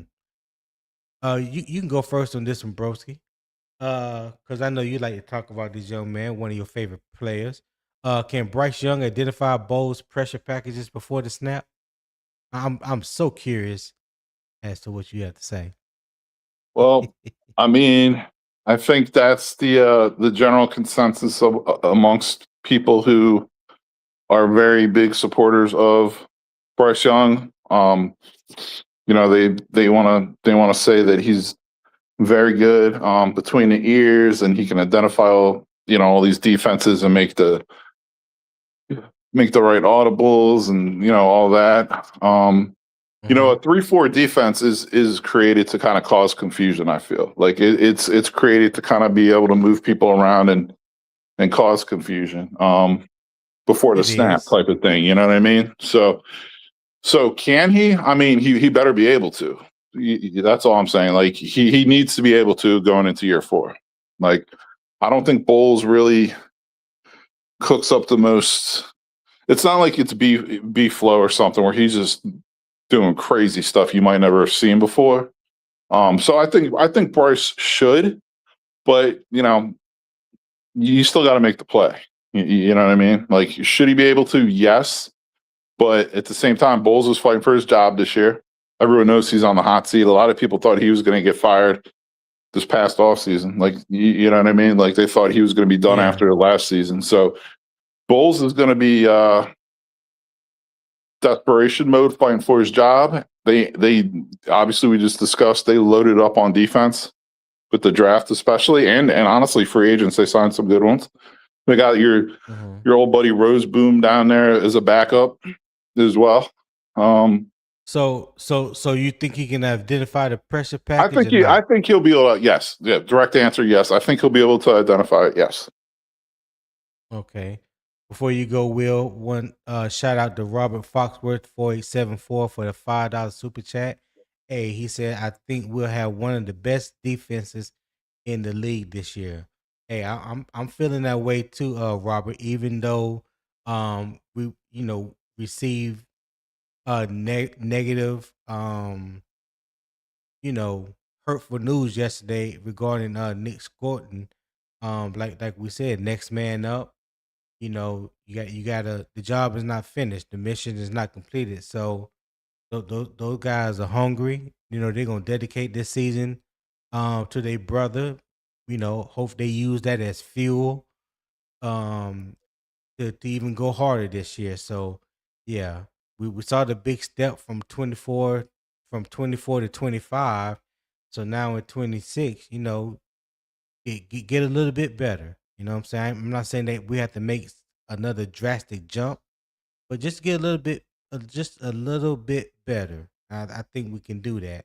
I'm looking for the offense to match the defense this year. But I appreciate that $5 super chat. Make sure you hit that like button as well, my friend. Will, what you got? Yeah, he could do that. I don't know what the scheme will look like because they have a lot of new pieces. So it's going to be interesting to watch it unfold with Tampa. So, some of the players that they got, like Jeremiah Trotter and those guys, how are they going to disguise those guys? Are they going to be able to stop the run? Will they be able to stop us from catching the ball out of the backfield? I mean, one of the ways that we would be able to combat what they have is tight end play, but you know how we are there. Our ceiling isn't very high, unless Sanders take a step forward this year, which I hope he does. How do they look? Can I ask a quick question because I don't know? How do they look on cornerbacks? How do they look in their cornerback in their cornerback and safety room? They looking real strong. I mean, I know that. I know the safeties is still good. They still got I got Winfield Jr. Yeah, Winfield. They still got Winfield. I know Carlton Davis left, but they had two young corners. I can't remember the exact names. Broski, help me out if you know, if you I remember. believe they have the young guy is Benjamin Morrison. He was the rookie from Okay, last yeah, year. Benjamin Morrison out of Kansas State. I remember him. Right, Yeah, right. yeah, and they got Zion McCollum, I think, is the other corner. John McCullum with the USC Southern Cal, if I'm not Um, mistaken. yeah, Maybe. and and their safeties Okay. are solid. They got ravaged by injuries last year in their secondary. They were pulling dudes off the street to play in their secondary last year. Okay. Yeah, but So yeah, Okay. I got to what I drop tone. I got to drop tone. So thank you very much Okay. for having me on. It's always a pleasure. Tone, Will, I hope you have a great day. One last thing I wanted to mention about Tampa. I know we're talking defense. Offensively, sneaky good signing for them was Kenny Gainwell, the running back. He's a heck of a Yeah. playmaker. So him Yeah, and he Bucky is. Irvin could be a good little tandem this year. But I'm out of here, fellas. You guys be good. Hey, appreciate you for hopping on, broski. You have a good weekend. All right, go ahead, Will. so I think that we match up well with them on the outside. So Okay. if we can identify pressure packages, scheme up the blocking correctly, then Yeah. I like our chances. I really do like our chances. But that's going to be a tough Okay. game. That's going to be tough games right there. That goes back Okay. to, and I hate to circle back to a couple of pods ago when we was talking about signature games. So that Yeah. Monday night game against Tampa, we beat them Monday night in Tampa. Everybody will know that that's a statement win for the Panthers. Everybody just assumed that this is Tampa's division. And Yeah. we go Yeah. down to Tampa in November and punch them in the mouth right after Thanksgiving. Facts. Mm-hmm. That is a fact. That is a fact. Hey, did you get that information that I sent you? That you asked me for? Yes, I did. Thanks, man. Okay. All right. All right. Cool. No problem. No problem. All right. So let's go to number 3. Can the interior line prevent Vita Vea from controlling the middle? So we know we don't have K Mays anymore in the middle. Looks like right now Luke Fortner has the lead position from the center position. We know who our two guards are. Damian Lewis on the left, Robert Hunt on the right. So with that being said, no K Mays, Luke Fortner steps in. Can we control the interior of the line and prevent Vita Vea from controlling the middle? I feel like I asked 2 different questions. But I feel like you asked 2 different questions. Can we control Vita Vea in the middle? yeah, can the interior line prevent Vita Vea from controlling the middle? Yes, and the reason why I'm saying this is unless he was injured last season, job on that Saturday night game without Bob Hunt on the field. Yeah. So Hey, I'm go sorry. ahead. I thought no, you had stopped. I thought you was done. I forgot. No. Go I was ahead. Go just ahead, gonna New say this one Long. Go last ahead. thing. Go ahead, New Long. Ain't that something? So the only thing I was gonna say is if we have Robin Hunt in the field, and Damian Lewis, I think we could. I think we, he demands a double team, and I think we can control him. Okay. MP Bears said y'all can't afford to lose no more players if you want to compete with the Bears. Well, MP, I'm not going to respond to that, but what I will invite you, my friend, when I do talk about the Bears, because they will come up at one point during training camp. I would like for you to come up and defend the Bears, you and Broski Bear. I know Broski will be here, but hey, why not have 2 instead of 1? So the invitation is there, my friend. Um, show love to the Bears that you so highly represent. All right, show love for them. To answer that question, Will, for me, that's a TBD, to be determined, because I love Cade Mays in the middle of that interior offensive line last year. I loved him being able to affect Vita Vea and hold his own. I don't know what it would look like for Luke Ford, and I definitely don't know what it would look like for Sam Heck, even though I know Sam Heck is a hell of a technician. But you're gonna need a little bit more technique to just handle Vita Vea and what he present. You know, for a guy his size, he can move. He got some hand fighting skills, so it ain't just all bull rush from him.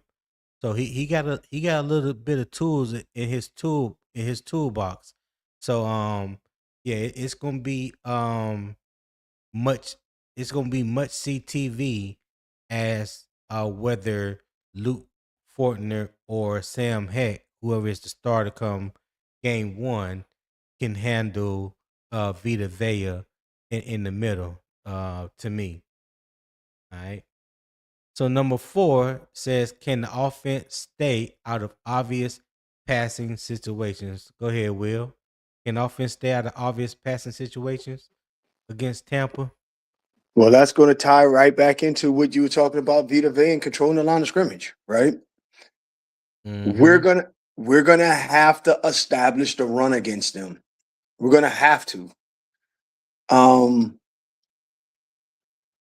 Also, can we effectively catch the ball out of the backfield to provide the ability to keep them from trying to just run downhill against us? Mm-hmm. And that means that, from your lips, from my lips to God's ears, is to make sure that Brooks, who seems to be a good pass catcher out of the backfield, can we utilize that skill set to slow down the ability and neutralize Vita Vea? Because if we catch the ball out of the backfield, Vita Vea can do all he wants in the middle of that field. It doesn't really matter. So Right. that's what I'm thinking there. How to stay out of obvious passing downs is to Yeah. utilize all the tools in our toolbox. Yeah. Because we have never seen either one of those guys that's playing the tackle positions for the Panthers. I know Rasheed Walker is a veteran, but this would be his first year with the Panthers, working alongside Damian Lewis. Monroe Freeland, of course, like everyone knows, is a rookie this year, so we definitely don't know what it would look like with him and Robert Hunt on the right side. And but just off of that, right now, I would have to give an advantage to the edge rushers for Tampa Bay. And it would be good if we can stay out of obvious passing situations. That means that the run game is working effectively. You know what I'm saying? If you can get us in third and manageable, 3rd and 4, 3rd and 3, something like that, that is staying out of obvious passing situations. Um if we at 3rd and 8 or 3rd and 9 or something like that, can we stay out of those obvious passing situations? I don't know, but I hope we could. I hope we can. Let me say that. So those are the two big knowns for me. And the only reason why I don't say for sure, yes, we can, because we don't know what those guys will be able to do out on the edge, even though I think they are pretty good pass blockers in their own right. But Monroe Freeland, we ain't seen him in an NFL game yet. And even though I know the numbers suggest that Rasheed Walker is a better pass blocker than he is a run blocker, um, I still haven't seen what that will look like as of yet. So I don't know. I may have to go back and watch a game or two of Rasheed Walker from last year and see how he held up in the passing game. Okay, so that's my response on that one. So now we go to when Tampa has the ball. All right. So number one, we got can Carolina pressure Mayfield without Scourton. Number two, can the Panthers contain Bucky Irvin in the run game? Number three, can the secondary handle Godwin and Ibuka without constant safety help? And number four, can Carolina win with 4 rushers? All right. So we're gonna start with number one. Can Carolina pressure Baker Mayfield without Nic Scourton? What you think?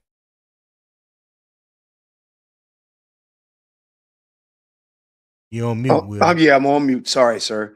Yes, we can. Of course, it would have been a lot better with Scourton on the field, but I think with Jalen Phillips and with Big Grizzly and with Pat Jones, I think we'll be able to get home. We'll be able to frustrate him. We'll be able to get him out of pocket. You know he like to dance. He for whatever reason he believe he a scrambling quarterback. So I believe the dude is tough. I have to. He give him credit. he tough. He tough. He now. tough as shit. I didn't say he was scared. Right. He not gonna lay down like old boy from Pittsburgh. What's the dude name from Pittsburgh? The quarterback. Aaron Rodgers. If you look at Aaron Rodgers, look like you were tackling him. He lay down. Aaron Rodgers, say, yo. Aaron Rodgers, 52 years old, man. He better look like that. He get broke up. Good point, man. Good point. Yeah. Yes, I believe that we're going to be able to get pressure. Will it would have been better with Scourton? Yes. But I believe that Pat Jones is a great cancellation prize. And I'm telling you, man, I love what this front office have done. Even, we got all these injuries. People don't know that we got another round in the chamber. So I believe we will get pressure. Yeah. I feel you on that. All right. I believe so. I'm hoping so.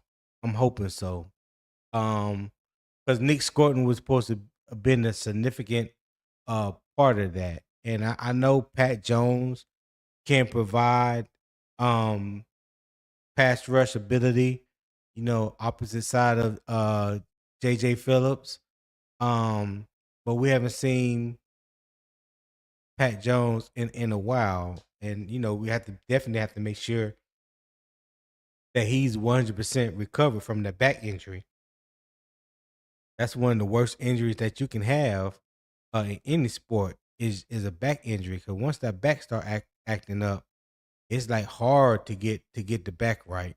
It's really hard to get the back right. But when healthy, he can provide some definite pass rush. So hopefully we don't see much of a drop off of or any at all between him and Nic Scourton. I just like what Nic Scourton overall did as a outside linebacker last year. So that's what made me hopeful that he was going to be able to take his game to another level this year. But yeah, I think we'll still be able to apply pressure without Nic Scourton. Like I said, he wasn't the end all be all, even though he was a major component that we were looking forward to seeing this season opposite JJ Phillips. Will, can the Panthers contain Bucky Irvin in the run game? And just hold it down for a second while you talk about that. Okay, so with Bucky Irvin, we did a good job last season of controlling him. He's going to get some numbers, and I was trying to look up the Bucky Irvin numbers while you were talking, and I didn't get to it in time before I needed to come off mute. But with Bucky Irvin, I believe that running between the tackles against us is not useful, right? They're not gonna you're not gonna get much there if Brown is there and Bobby Brown is there and Derek Brown is there. It's going to be very difficult. Phillips have been very good at controlling, setting the edge and controlling the line of scrimmage. And let's not forget, we did get one of the best linebackers in free agency this year coming off of there. So I believe that we will do a serviceable job. We'll do a serviceable job. I'm not besmirching him and saying that he's terrible or anything like that. I'm definitely not doing that. I'm just saying that I think we'll do a serviceable job against him. Okay. All right. I'm in agreement with you. I believe we can contain them this year, especially if we run a true 3-4 against their offense. They're really good with outside zones, stretch zones. They don't run Bucky Irvin a lot inside the tackles. I mean, he can do it, but that's not what he does majority of his work. But when you run the outside zone or stretch zones, things of that nature, he's pretty scary when you give him room to roam, and because he has such great feet and great contact balance. He's short, low to the ground, compact, runs behind the shoulder pass. He's not a big dude, but the way he runs make you think he's bigger than what he is. I just think that we need to be more of a 5-man front in situations like that when you are facing a team that want to run the ball first and beat you down that way or attempt to beat you down. That's why I really pray that Bobby Brown will get back healthy before game 1, and we utilize him at the nose tackle position more than we did last year. Okay, that's what I want to see, and if we do that, that will make me feel a whole lot comfortable when we're facing any team in the run game. I think we are at our best stopping the run when we have a 5-man front. All right. Excuse me. All right. Will number 3, can the secondary handle Godwin and Emeka Ibuka without constant safety help? So that will require us to play a lot more man. What you think about that? We could. Don't know if that's the scheme that we would employ, but we got the cornerbacks to do that. Okay. I just don't know if that's our game. You know what I mean? Right. Don't know if that's our game. Right. But what I will say, just from a secondary approach, their outside and their pass catching core doesn't scare me.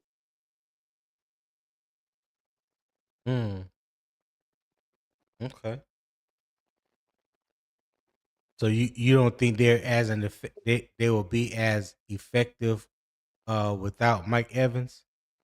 Mike Evans requires a double team. I don't care if Mike Evans is 75 years old. He requires a double team. That is a fact.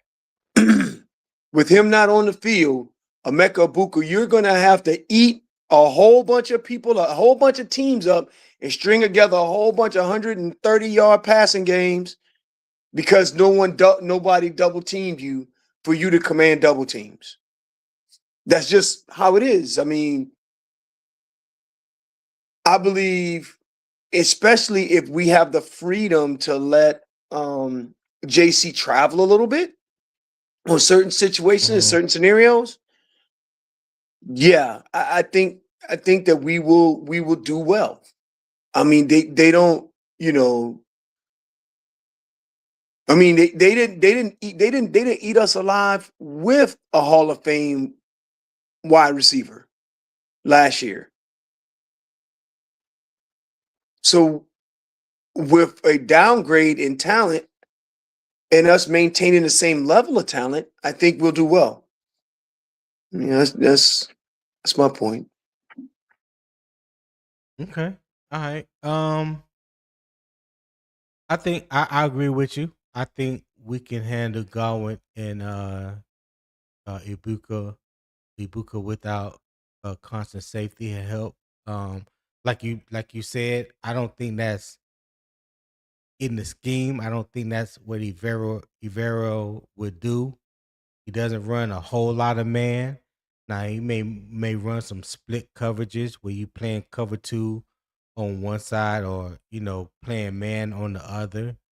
To switch it up, but primarily he is a cover two zone type of guy. But with the upgrades that we have in the secondary, added depth at cornerback, at the nickel spot, I hope there's some scheme versatility in there to where we can just do more of just the norm. You know what I'm saying? Depending on who we play each week, I hope there's one or two packages that we can throw at teams that maybe they didn't expect from us. So yeah, I think we have enough in the chamber, if you will, to handle the receivers from Tampa Bay. All right. Let's see. Eternal says we didn't play healthy Ibuka. They have Ted Johnson McMillan shape hard. We barely beat them. Will you keep sleeping on our opponents, then blame coaching when it don't go your way? All right. Can I respond to shout that? out to you, Will. You sure can. Hold on, I've never. real quick Okay. before you respond. Shout out to Red Firebomb. He said, "Good day, soldiers. Thank God it's Friday. Hey, top of the morning to you, Red Swarm. And greatly appreciate you for tapping in. Make sure you hit that like button as well." And he also said, "Good morning to everyone in the chat. Hope that each of you has a fantastic Friday." All right, go ahead, Will. Yeah, I don't blame coaching staffs for anything, so I don't know where he get 252 get that from. That's not a me thing. That's what he I'm not said. sleeping. I'm not sleeping on their opponents. I just stated that, and you said we barely beat them and we lost to them once. But if you look at that Tampa Bay game, we didn't lose that game. We left it into the referee's hands to lose that game. And I'm not sleeping on the opponents. I'm just saying that's where we match up well. I believe our outside, our safeties and our cornerbacks match up well against their pass catching group, their skill group. Just like I said about the running game, I believe that Bucky Irvin, he got good feet. He's a great runner, got good contact balance. He's going to get his numbers, but we have done a good job of containing him. But I feel much better about our safeties and cornerbacks against their pass catching group than I do against their running game and their offensive line play. That's not sleeping on them. That's just my opinion. Right. Got you. And last but not least, I hope that answers your question, Eternal 252, or your comment. Can Carolina win with 4 rushers? Go ahead, Will. Yeah, because we got a lot of developmental players in there that we got to get right. That was for 252. No, I would say it really just depends on Lee Hunter. You talking about our 4 down linemen? Yeah. Yeah, it depends on Lee Hunter. You when you said that you looked at the film and you talked about before he went to Texas Tech and he had 1 year of productivity, that makes me nervous. Because I wasn't really that far into his film. So yeah, will they be able to, will Lee Hunter be able to hold up his end of the bargain next to Bobby Brown? Hopefully. If he can, I think we're pretty good because I do trust Pat Jones on run and on passing downs. So Okay. All right. Yeah, I think we can get home with the 4 rushes. I think we will be able to get home with the 4 rushes this year. Again, just going back to Ivero, and he has a little bit more. He has a little bit more depth and a little bit better weapons than he has had in prior years. So I hope that opens up the playbook a little bit more and allow him to be aggressive as well. So hopefully we can see that we can get home with 4. That's the big hope with Jalen Phillips. One of the main reasons that we brought him in is his ability to create pressure off the edge, in 4-man pressure, playing in that Vic Fangio defense, playing under Vic Fangio in Miami and Philadelphia. So, the defense is not that much different than what he's used to or what he's played in before. So he kind of knows what's expected coming over to Carolina. So we just hope that translates and be beneficial for that front 4. Shout out to the Ville Kids Show, aka Freddie J. What's good, Freddie? Well, I'm doing great on my 21st birthday. Thank you for asking. Man, happy hey, birthday. happy birthday, man. Happy Well, thank birthday, you. Well, man. thank I ain't you. got no happy birthday. I hit you with the applause though. Yeah, Yeah. yeah, Yeah. yeah. Okay. Oh Thank you. man. Thank you. Yeah, man. Yeah. I'm I'm feeling What you good. drinking tonight then? Drink some. Well, What you actually, drinking tonight? I think my mom got me covered on the bottle because my mom just woke me up and said, "What's your catch up?" So she can bless me for that. So I think my mom's gonna take care of my bottle Bless her. for yeah. Bless moms. Bless moms. Oh We gonna yeah, bless her yeah. right now. Oh yeah. Thank Yes, you. sir. Get Thank Freddie you. right. Yeah, So yeah. what's going on, man? Talk to me. Hey, I'm doing good. I've been listening to the conversation. I see Tone is talking about the what to prepare for losing Nick Scourton, which hurts. But as we said, it's next man Mm-hmm. up mentality, and this is the beauty of getting guys back in Pat Jones and having Princely as well. So the quality depth behind him. But now guys have to step up and promise of Nick Yeah. Scourton. All right.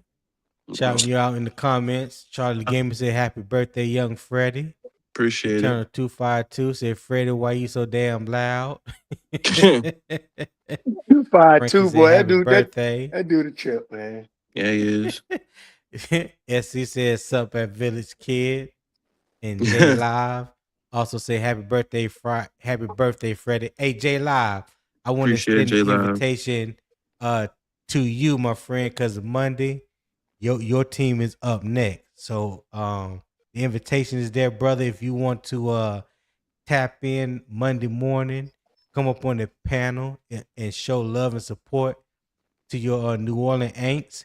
I would greatly appreciate that. And we definitely can get into that NFC talk. All right. So the invitation is there, man. Monday. We can get into it. As he said, what up, J Lies? Charlie Gamer said, get that doubt out your heart, man. We're going to that old bowl game. And of course, Blackout said, what's happening? He said, J Live says, if I'm off, I'll be there. J Live said, LOL. All right, man. All right. So let me ask this debate question so we can get off this topic. Freddie, you can go first. Is Tampa Bay still Carolina's biggest obstacle to repeating as NFC South champions, or have the loss of Mike Evans and another coordinator changed narrowed the gap? I think the loss of Mike Evans and the coordinator has narrowed the gap. I do think they are still our toughest opponent. I do. I think their talent with what they have and still that experienced coach and Todd Bowles still makes them a very a threat to us in the long run. I think Tampa is still our toughest opponent. I do. I think we'll Mhm. struggle with Tampa more than what y'all think based off that receiving talent that they still have behind them. Definitely a toughest opponent. Okay, Will, what you got? Yeah, they are our toughest opponent, I think. The new coordinator, I don't know how that's going to work for them because that's the coordinator that was coming out of Atlanta, and we all know he didn't do well. I should say that he didn't do well with the Atlanta pieces that he had, and I don't know if that was a No, quarterback concern or whatever the case may be. But I hope that same concern continue over into Tampa Bay, whatever it is, whatever that problem Right, was. I hope it was. I will hope it was a him problem, not Atlanta problem. So right.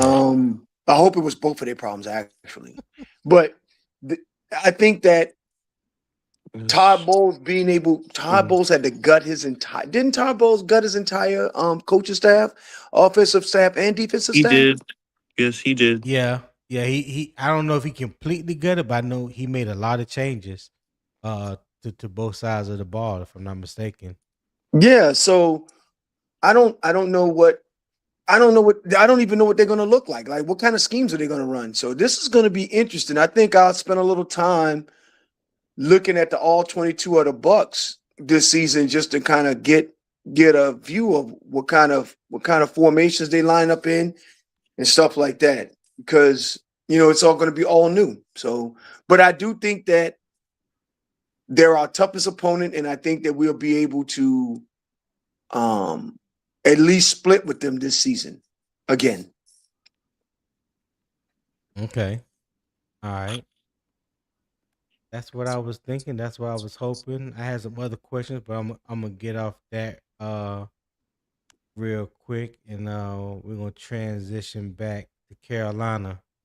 So Tampa Bay deliberately built a front that can attack in waves. Carolina must now determine whether its own rotation can withstand adversity. The first half identified the players receiving the opportunity.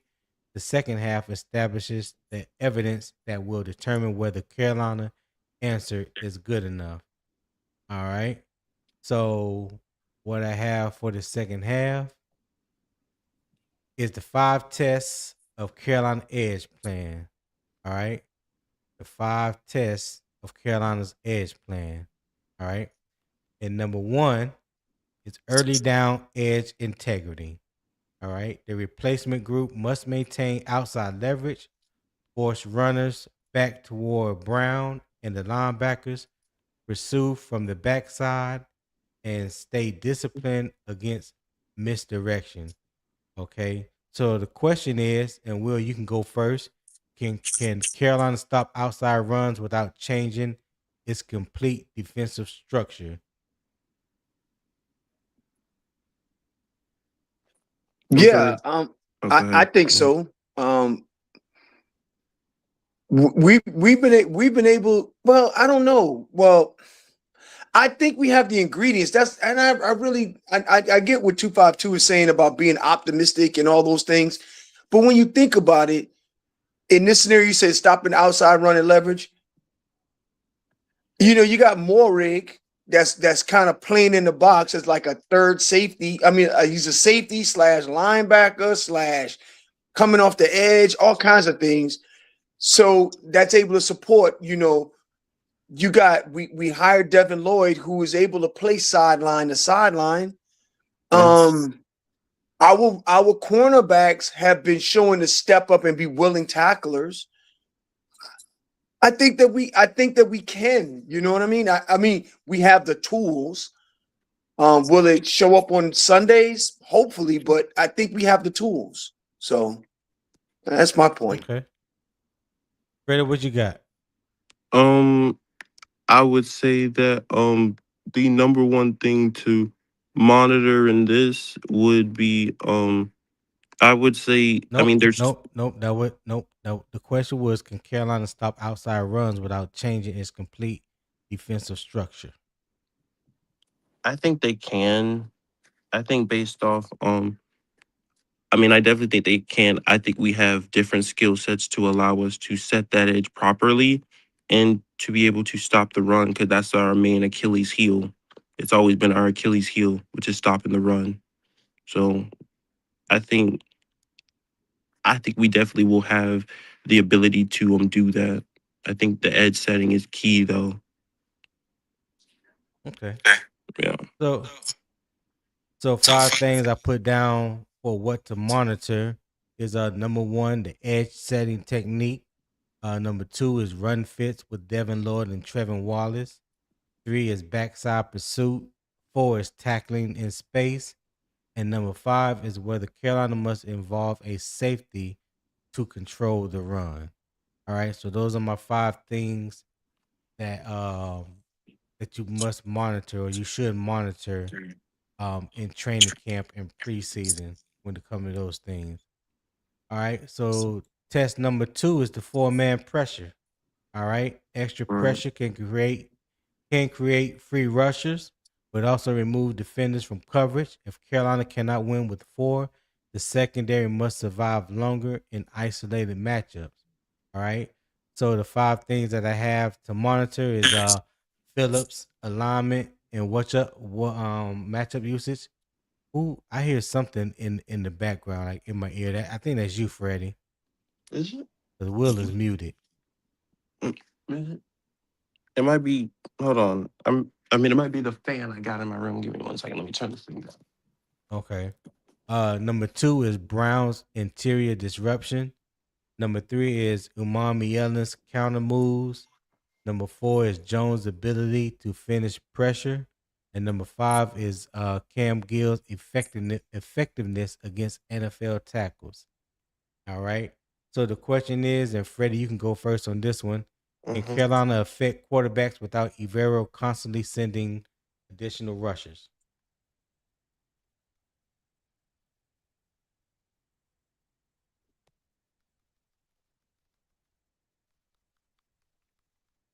Freddie, you there?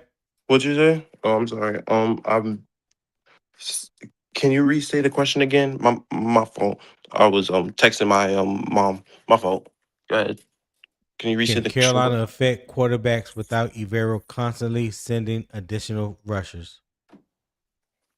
I think rushing as a unit is key, but I do think with the guys that we have, I do think we can get pressure rushing for. I do think that. I think Phillips will be key to that, but I do think that we can get pressure just rushing for. Okay. Will, what you got? Yeah. Question for you. Well, the answer to that question is yes, with a caveat. Do we think Lee Hunter will be able to provide interior pressure along with Brown, with the Browns?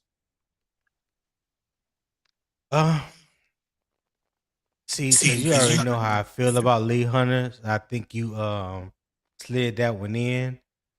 So I'm gonna escape gracefully and say that's a TBD to be Okay. determined. I might see him. I might see what he can do in the preseason. I know he's gonna get opportunities to play. So I want to see how they line them up. Hopefully more so in the 3 technique instead of trying to play, instead of trying to play him at nose tackle. So I want to see how effective he can be with Bobby Brown on the field or even off the field. You know what I'm saying? Because I know there's going to be many opportunities that he's going to get when they just playing 4 down linemen. So, you know, Yeah, that's a to be determined for me. Go ahead, Freddie. You can answer Will's question. Are you talking about the front four when it comes to Will? Oh no, he's not. Lee, Ask him the question. Ask him the question again, Will, because Freddie ain't paying attention to us. hey, Well, so Lee Hunter, like out of the front, like and our front down linemen, yeah, I know that Bobby Brown, I know that Phillips will be able to get there. I believe that Pat Jones will be able to make an impact. right. I do we think that basically do we think that Lee Hunter will be the weakest link here, or do we think that he's going to actually be able to do that, be able to get with 7? I mean, to I get home. I think that I think given the opportunity, I think he can win 1-on-1. I would not call him the weak link, but definitely he would be he'll have some growing pains because he's a rookie for sure, but I don't think he'll be a weak link. I just think he'll have some growing pains, but I think once he gets more reps into it, I think I think he will be very good because of the double teams that Derek Brown will equate to, giving him more one-on-ones and more opportunities like that. That's just my Okay. opinion. Yeah. Okay. All right. So we've answered that one. So and I also mentioned the 5 things to monitor when it comes to the 4-man pressure. All right. So we'll move on to the next one, which is number 3, Jalen Phillips workload. Okay. Phillips should be the primary threat. He should not become the only threat though. The rotation must preserve his explosiveness for third downs, red zone possessions, and late game situations. So I have here what to monitor: his early down snap distribution, his passing down combination. 3, how often Phillips reduces in size. Number 4, whether another defender commands protection attention. And number 5, how the defense functions when Phillips is taking a rest or, pretty much when he's off the field. So the question to you, Will, is can Carolina prevent Phillips from carrying the entire edge room?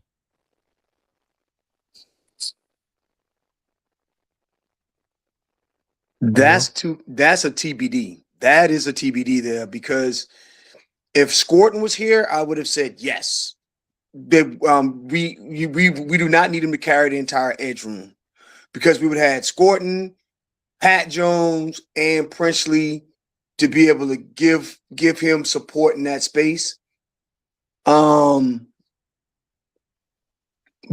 without that young bull Scourton, I don't know what that rotation will look like and those things. So might require a little bit more from Phillips than we would have when we anticipated going into training camp. Okay. All right. Freddie, I'm same with question to you. I'm Can with Will on Carolina this one. prevent? Go ahead. Yeah, I'm with Will on this one. It definitely TBD. Honestly, he is the honestly, I think he is the leader of that room now. So I think he has to step up with that. My expectation for him was 8 to 9 sacks, but I have to up it now. I think he is our I th- I think he has to be our leader. I do, but So it's just you gonna up his sack total without Scourton? yeah. Um, I Okay. mean, like I mean, I had it at 8 to 9, but now mine is over 10 now. You know, so right. Wow. All right. All right. Cool. So we can go on to the next one here. Number 4 is developmental process. All right. Umami Yellen is the clearest developmental candidate. Shout out to 252. But the opportunity is not automatically his. A larger role must be earned through assignment execution, run defense, rush plan development, and consistency. All right. So what I have here up, what to monitor as far as the developmental response. First team repetitions is number 1. Number 2, early down responsibilities. Number 3, rush counters after the first move fails. Number 4, discipline against play action. Number 5, performance across several practices, not one isolated day. That's a shout out to the people that's waiting for something negative to happen so they can have something to hang their hat on. I would just ask that you don't just wait just for one play. Um, Wait to be able to see the whole picture. Before you come to a conclusion. I know that's a hard ask, and for some people it's impossible. But I just challenge you just to try it. Because everybody has a bad play. Everybody's going to mess up. But look at it in this totality, and then try to uh come up with a consistent outcome, whether bad or good. All right. So the question I'm gonna ask you, Freddie, are Mm-hmm. you ready? I'm ready. Does a young defender turn increased opportunity into dependable execution? Well, he made the declaration himself, so I would expect him to. I would definitely expect him to turn his potential into production. I would expect him to step up mightily, just like Nic Scourton did whenever Pat Jones went down. So yes, I would expect that from a young player such as Princely. Answer is yes. Okay. Shout out to Bloody. Say good morning. Keep pounding the competition. Shout out to you, Bloody. Thank you for tapping in. Hit that like button for me. I greatly appreciate it. And Eternal. Don't say y'all treat me like I'm a crash out when y'all say development. All I ask is high level production within the first 3 years. Yeah, well, Eternal, you have been known to crash out when people talk about development. That's where we get it from, brother. Yep. You did it to yourself. Exactly. Just like I did things to myself. Yeah. I did. Yeah. I own my ugliness. Right. That's all he need to do is just own it. He just need to own it. Yes, Hey. I have crashed out. Own who you are so they Will, can't use it against you.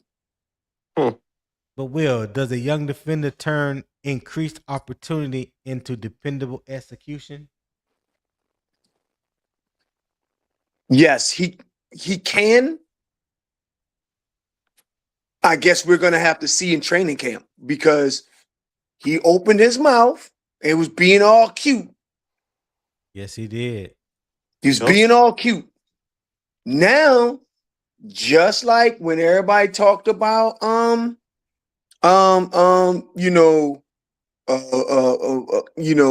I hate to bring it up, but other players on the roster, when they feel like the other players on the roster open their mouth, or other players on the roster not focusing in on football, all of these things, I got the same level of smoke for Princely that I would have for anybody else. You said we got the talent on the roster, and when they said was it scheme, you had a little sly look and a smirk. Well, you know what? Your ad back up. I'm sorry. You are going to get your opportunities, and I don't want to see you throw your damn helmet on the ground when you roll your little baby ankles out there that you did 2 times last season in the middle of a game. Right. So I expect for you to produce because you said it out your own mouth. And you also said that you getting off of Twitter until you get till you make a Pro Bowl. Yeah. Oh, he said that to the Pro Bowl. I did. Yeah. So you over here WWE has he in this stayed shit. true to that? He hasn't been back on. He hasn't posted anything on. Now I don't know if he's still looking. Yeah. On Twitter, if he don't got a burner, but all I'm saying is he said all of that. I expect it. I want you to expect it. I want you to own it. You know your mouth Did your mouth write a check your ass can't cash, or can you own it? I want you to win. I don't want you to fail. I absolutely want him to do Right. this. Thanks. I want him to. So I Wow. know I'm being a little tough on him right now, but I want him to do Nah. this. Yeah. Nah, I feel you. I feel you. Hey, let's welcome to the panel, Bloody Knuckles. What's going on, Bloody? What's popping? Good morning, fellas. Good morning. Keep pounding, y'all. What up, Bloody?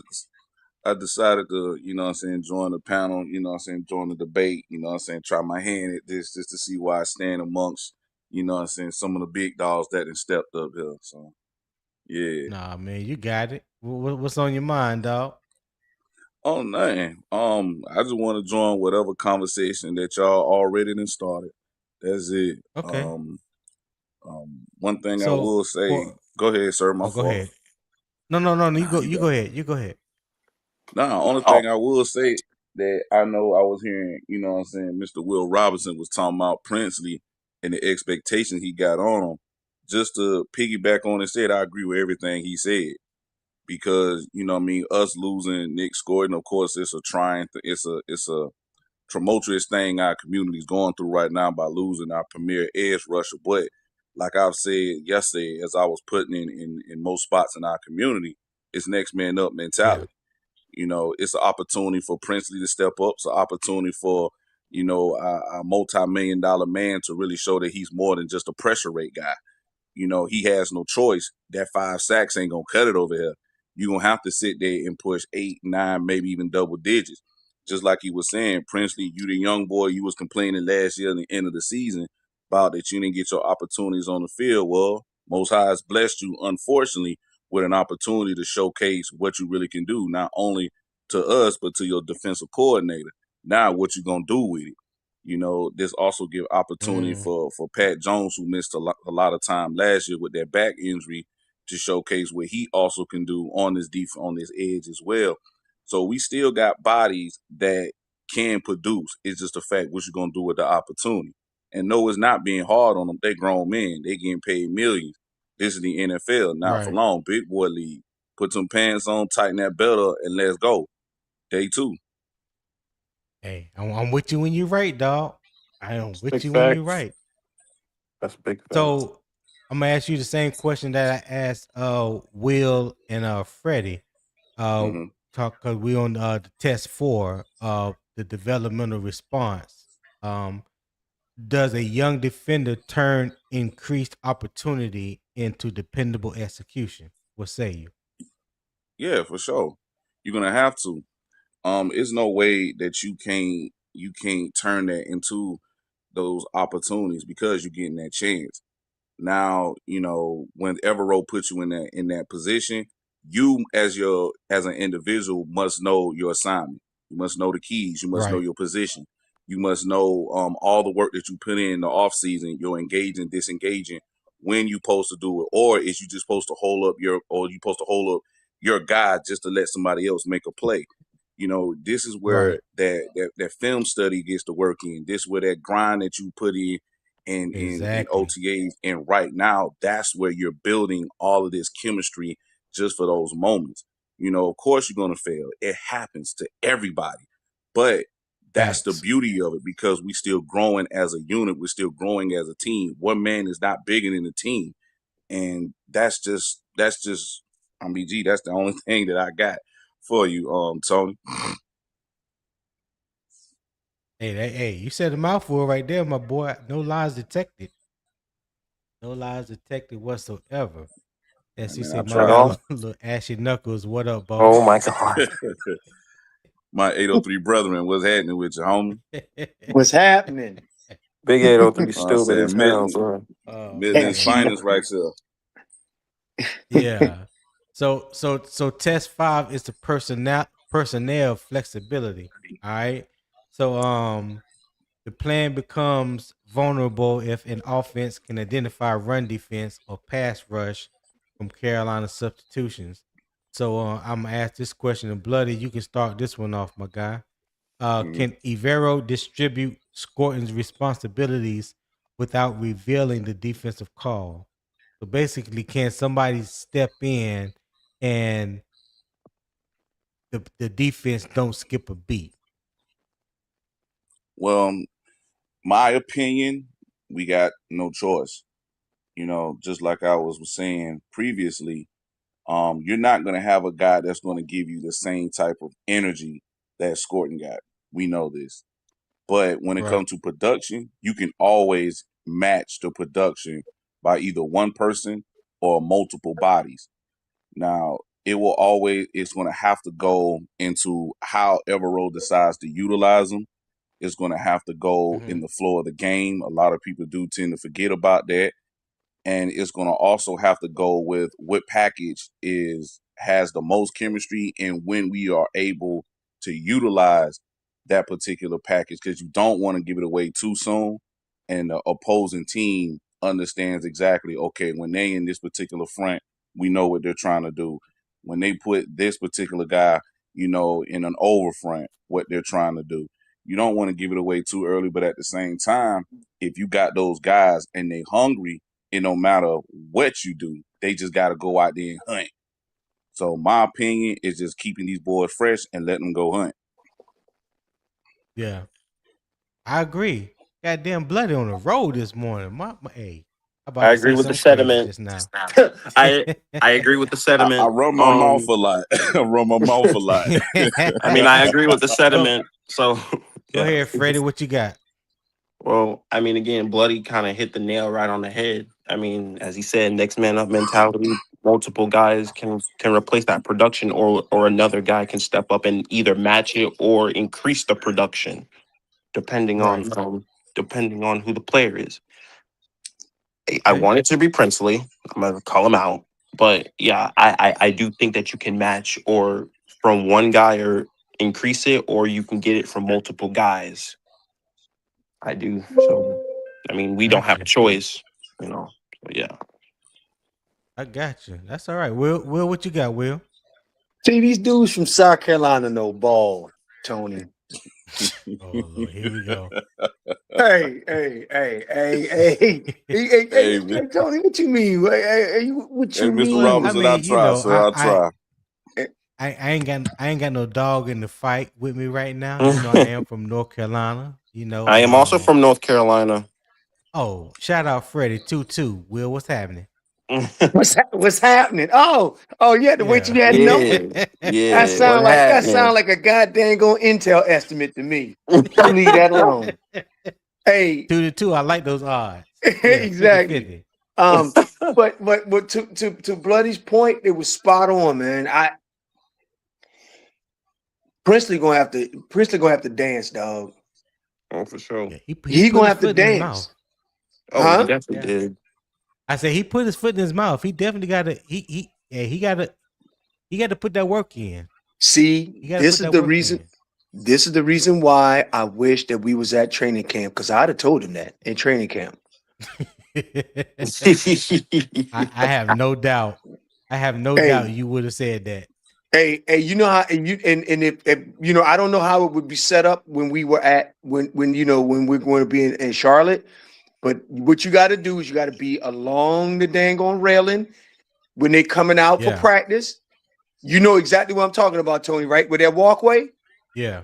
Where they sign autographs. Hey, Princely, I don't want your autograph. What I want you to know is you better produce. You opened your mouth. We expect that shit. I'm not sitting up here telling you I'll put your money where your mouth is. I spend a lot of money going to every last game. I expect for you to get me out my seat. Facts.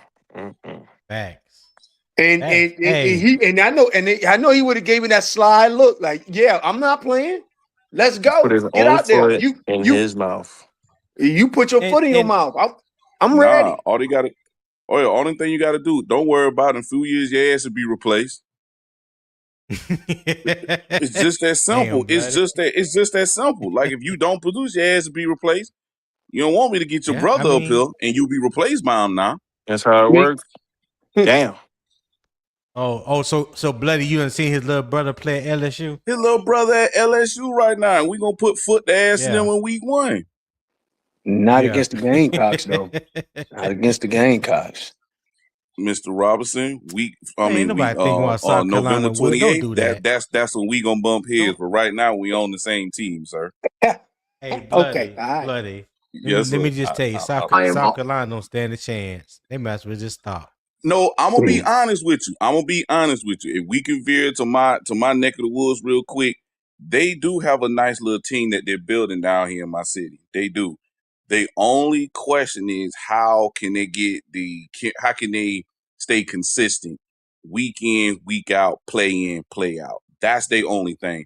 Because anytime they play Bama, they had them on the ropes down here and in Alabama. When they play LSU, they have them on the ropes in Baton Rouge and down here. So they can compete with those teams. It's just a fact of closing them out. That's their only issue. But they got the talent. Ain't no excuse. I mean, they just not gonna beat us, but they got the talent. Yeah. We'll say that for another time. Show, aka yes, sir. AKA Freddie for the $4.99 super chat.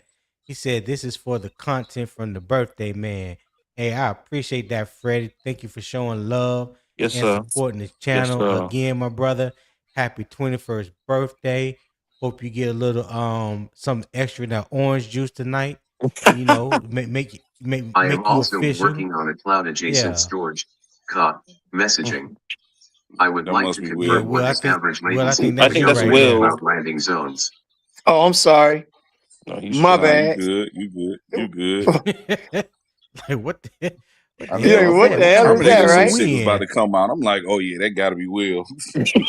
Hey. What kind of briefing we were in just now? Hey. Bro, I didn't do it. Shit, I put my hands up. Right? I plead the fifth. Hey. Somebody need to get in the skiff real quick. Yeah, I know, right? Yeah. I plead the fifth. Yeah. So the 5 for the personnel flexibility that I have, what to monitor is let me remove that real quick. Players handling multiple responsibilities. Number 2, Jalen Phillips moving across the formation. Number 3, Pat Jones playing both run and pass situations. Number 4 is Umami Ellen receiving early down work. Cam Gill contributing beyond obvious passing downs. And number 6 is pressure created without predictable substitutions. All right. So those are my 5 test points from the edge room that I think and what to monitor for all 5 that people should be paying attention to in preseason in training camp. I think we're going because we do have 4 games, the Hall of Fame game and 3 preseason games. We do have some young talent that we need to see and what it would look like, how they will fit into the rotation on the offense and the defensive side of the ball. So I think it's imperative that those guys get that extended work throughout the preseason. Also, we got guys that we would like to contribute this year that has been hurt or playing like a shell of themselves or what have you. There are some guys that we count on in that situation when you talk about Jonathan Brooks, Jatavion Sanders, guys of that nature. So there's a lot of guys that have something to prove because there's been a lot of doubt that's been levied their way. You know, whether people agree with it or don't, it's there.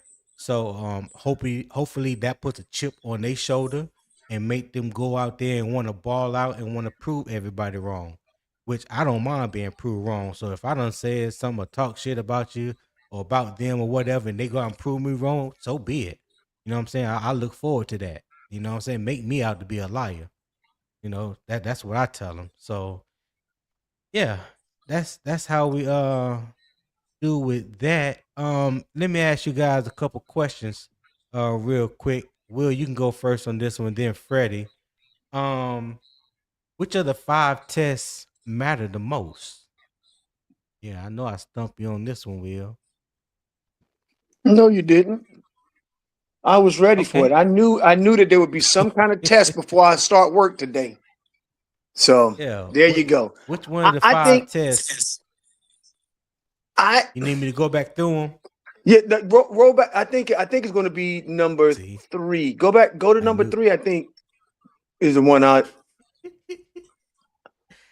knew I had them.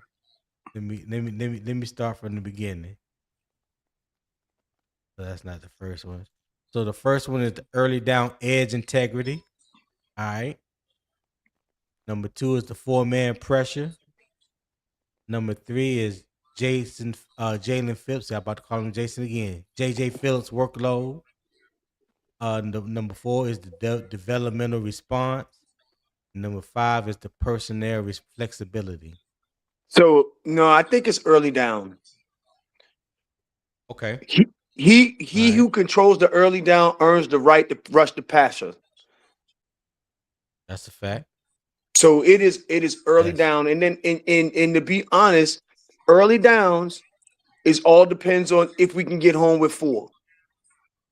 It truly depends on that, and can we set the edge and all that stuff. All that stuff ties into did we win the early down? If we do all those things correctly, we've won the early down. So early down is the actual key to the test. All right. Freddie, what you got? Will again, Will has a great point, but I would go with more honestly, Will's right. I can't even argue with that. Will has a great point when you talk about the early downs.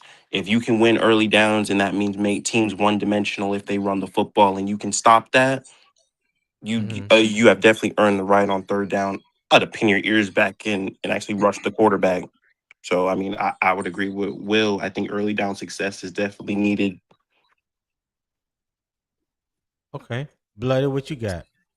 You wasn't here for all 5, so if you want me to go back through them again, I will.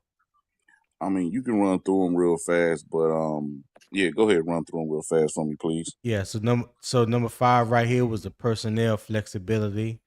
Number 4 was the developmental response. Number 3 was Phillips workload. Number 2 was the 4-man pressure, and number 1 was the early down edge integrity. Well, first off, I like to agree with both of my Panther brethren with the things that they said. Early down is very important. But I also would say that the 4-man pressure rate is just as important, because you don't want to sit there and send multiple blitzes out, from the weak side or the strong side or even up the middle as much. You want to sit there and allow your 4 guys to hunt. You want your 4 guys to eat. We want our interior guys to sit there and crash and make it difficult to run up the middle, or even make it difficult for the QB to step up in the pocket. You want those edges to sit there and to have that heat in the front of their face and on the back of their neck. You want to make their pocket as tight as possible so he can't breathe and he can't escape, regardless if it's a pocket passer, if it's a scrambler, or if it's a backfield creator. So for me, I would say that 4-man pressure, because you always want to get home with 4, and that allow you to sit there and cover the middle and the back end and the boundary of the field. Okay. All right, cool. Hey, I support the answers that all 3 of you gave. So really, I don't feel any different. I do feel like all 5 of the test points would be beneficial for the edge room. But yeah, nothing that you guys said is wrong at all.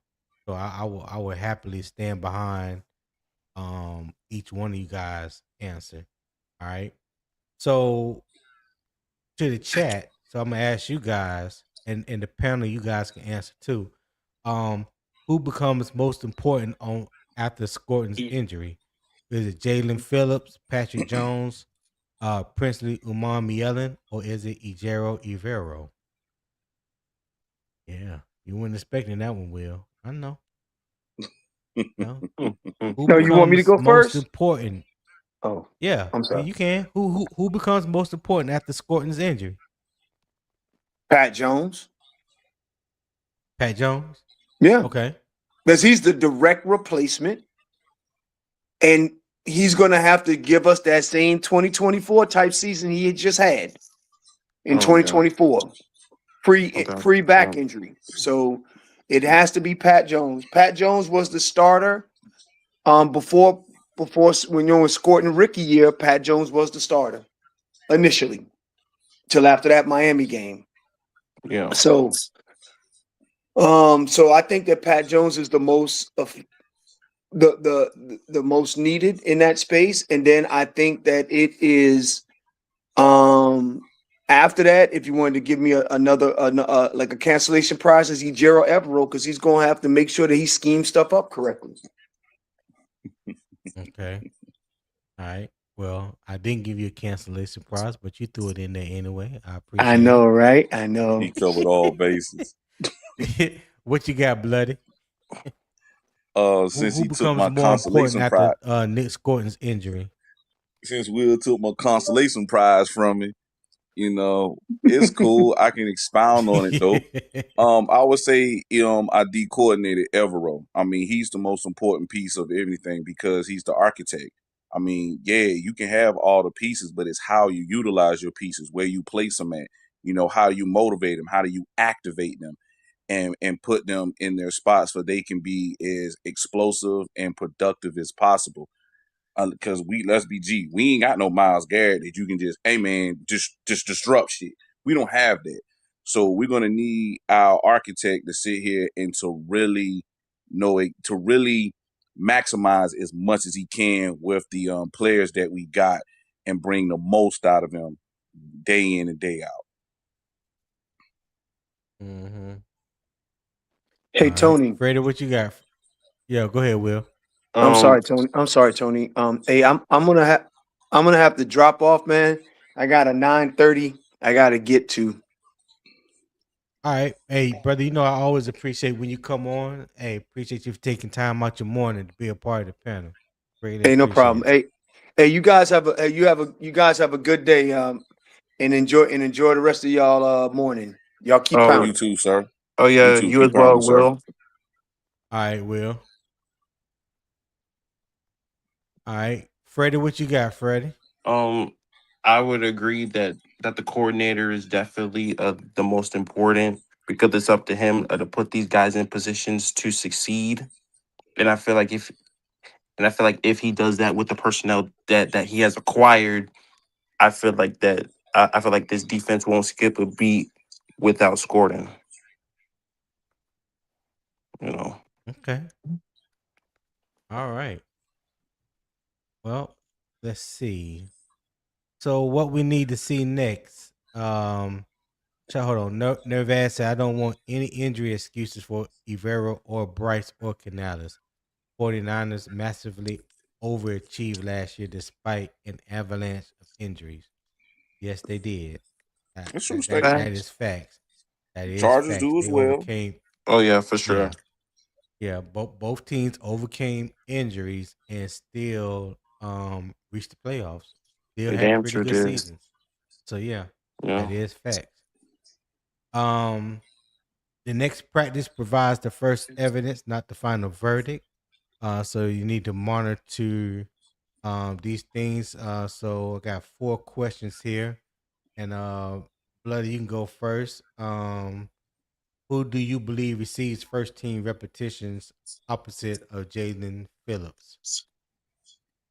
Me personally, I would say it would be.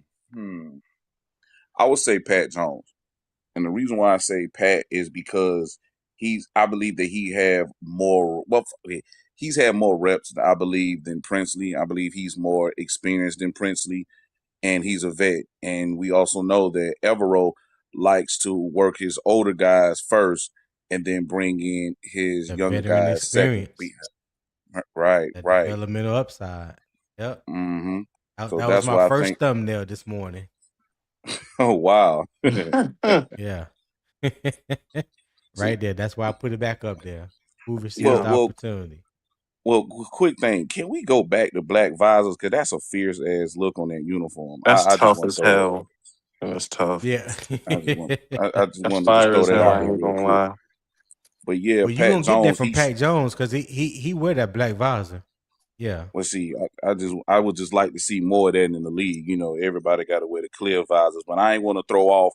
You know, you asked me the question. I just want to, acknowledge that real quick. Nah, you're But good. You're but good. yeah, I would say it has to be Pat Jones the second, just because he's a veteran presence. You would want to put two vets on each side.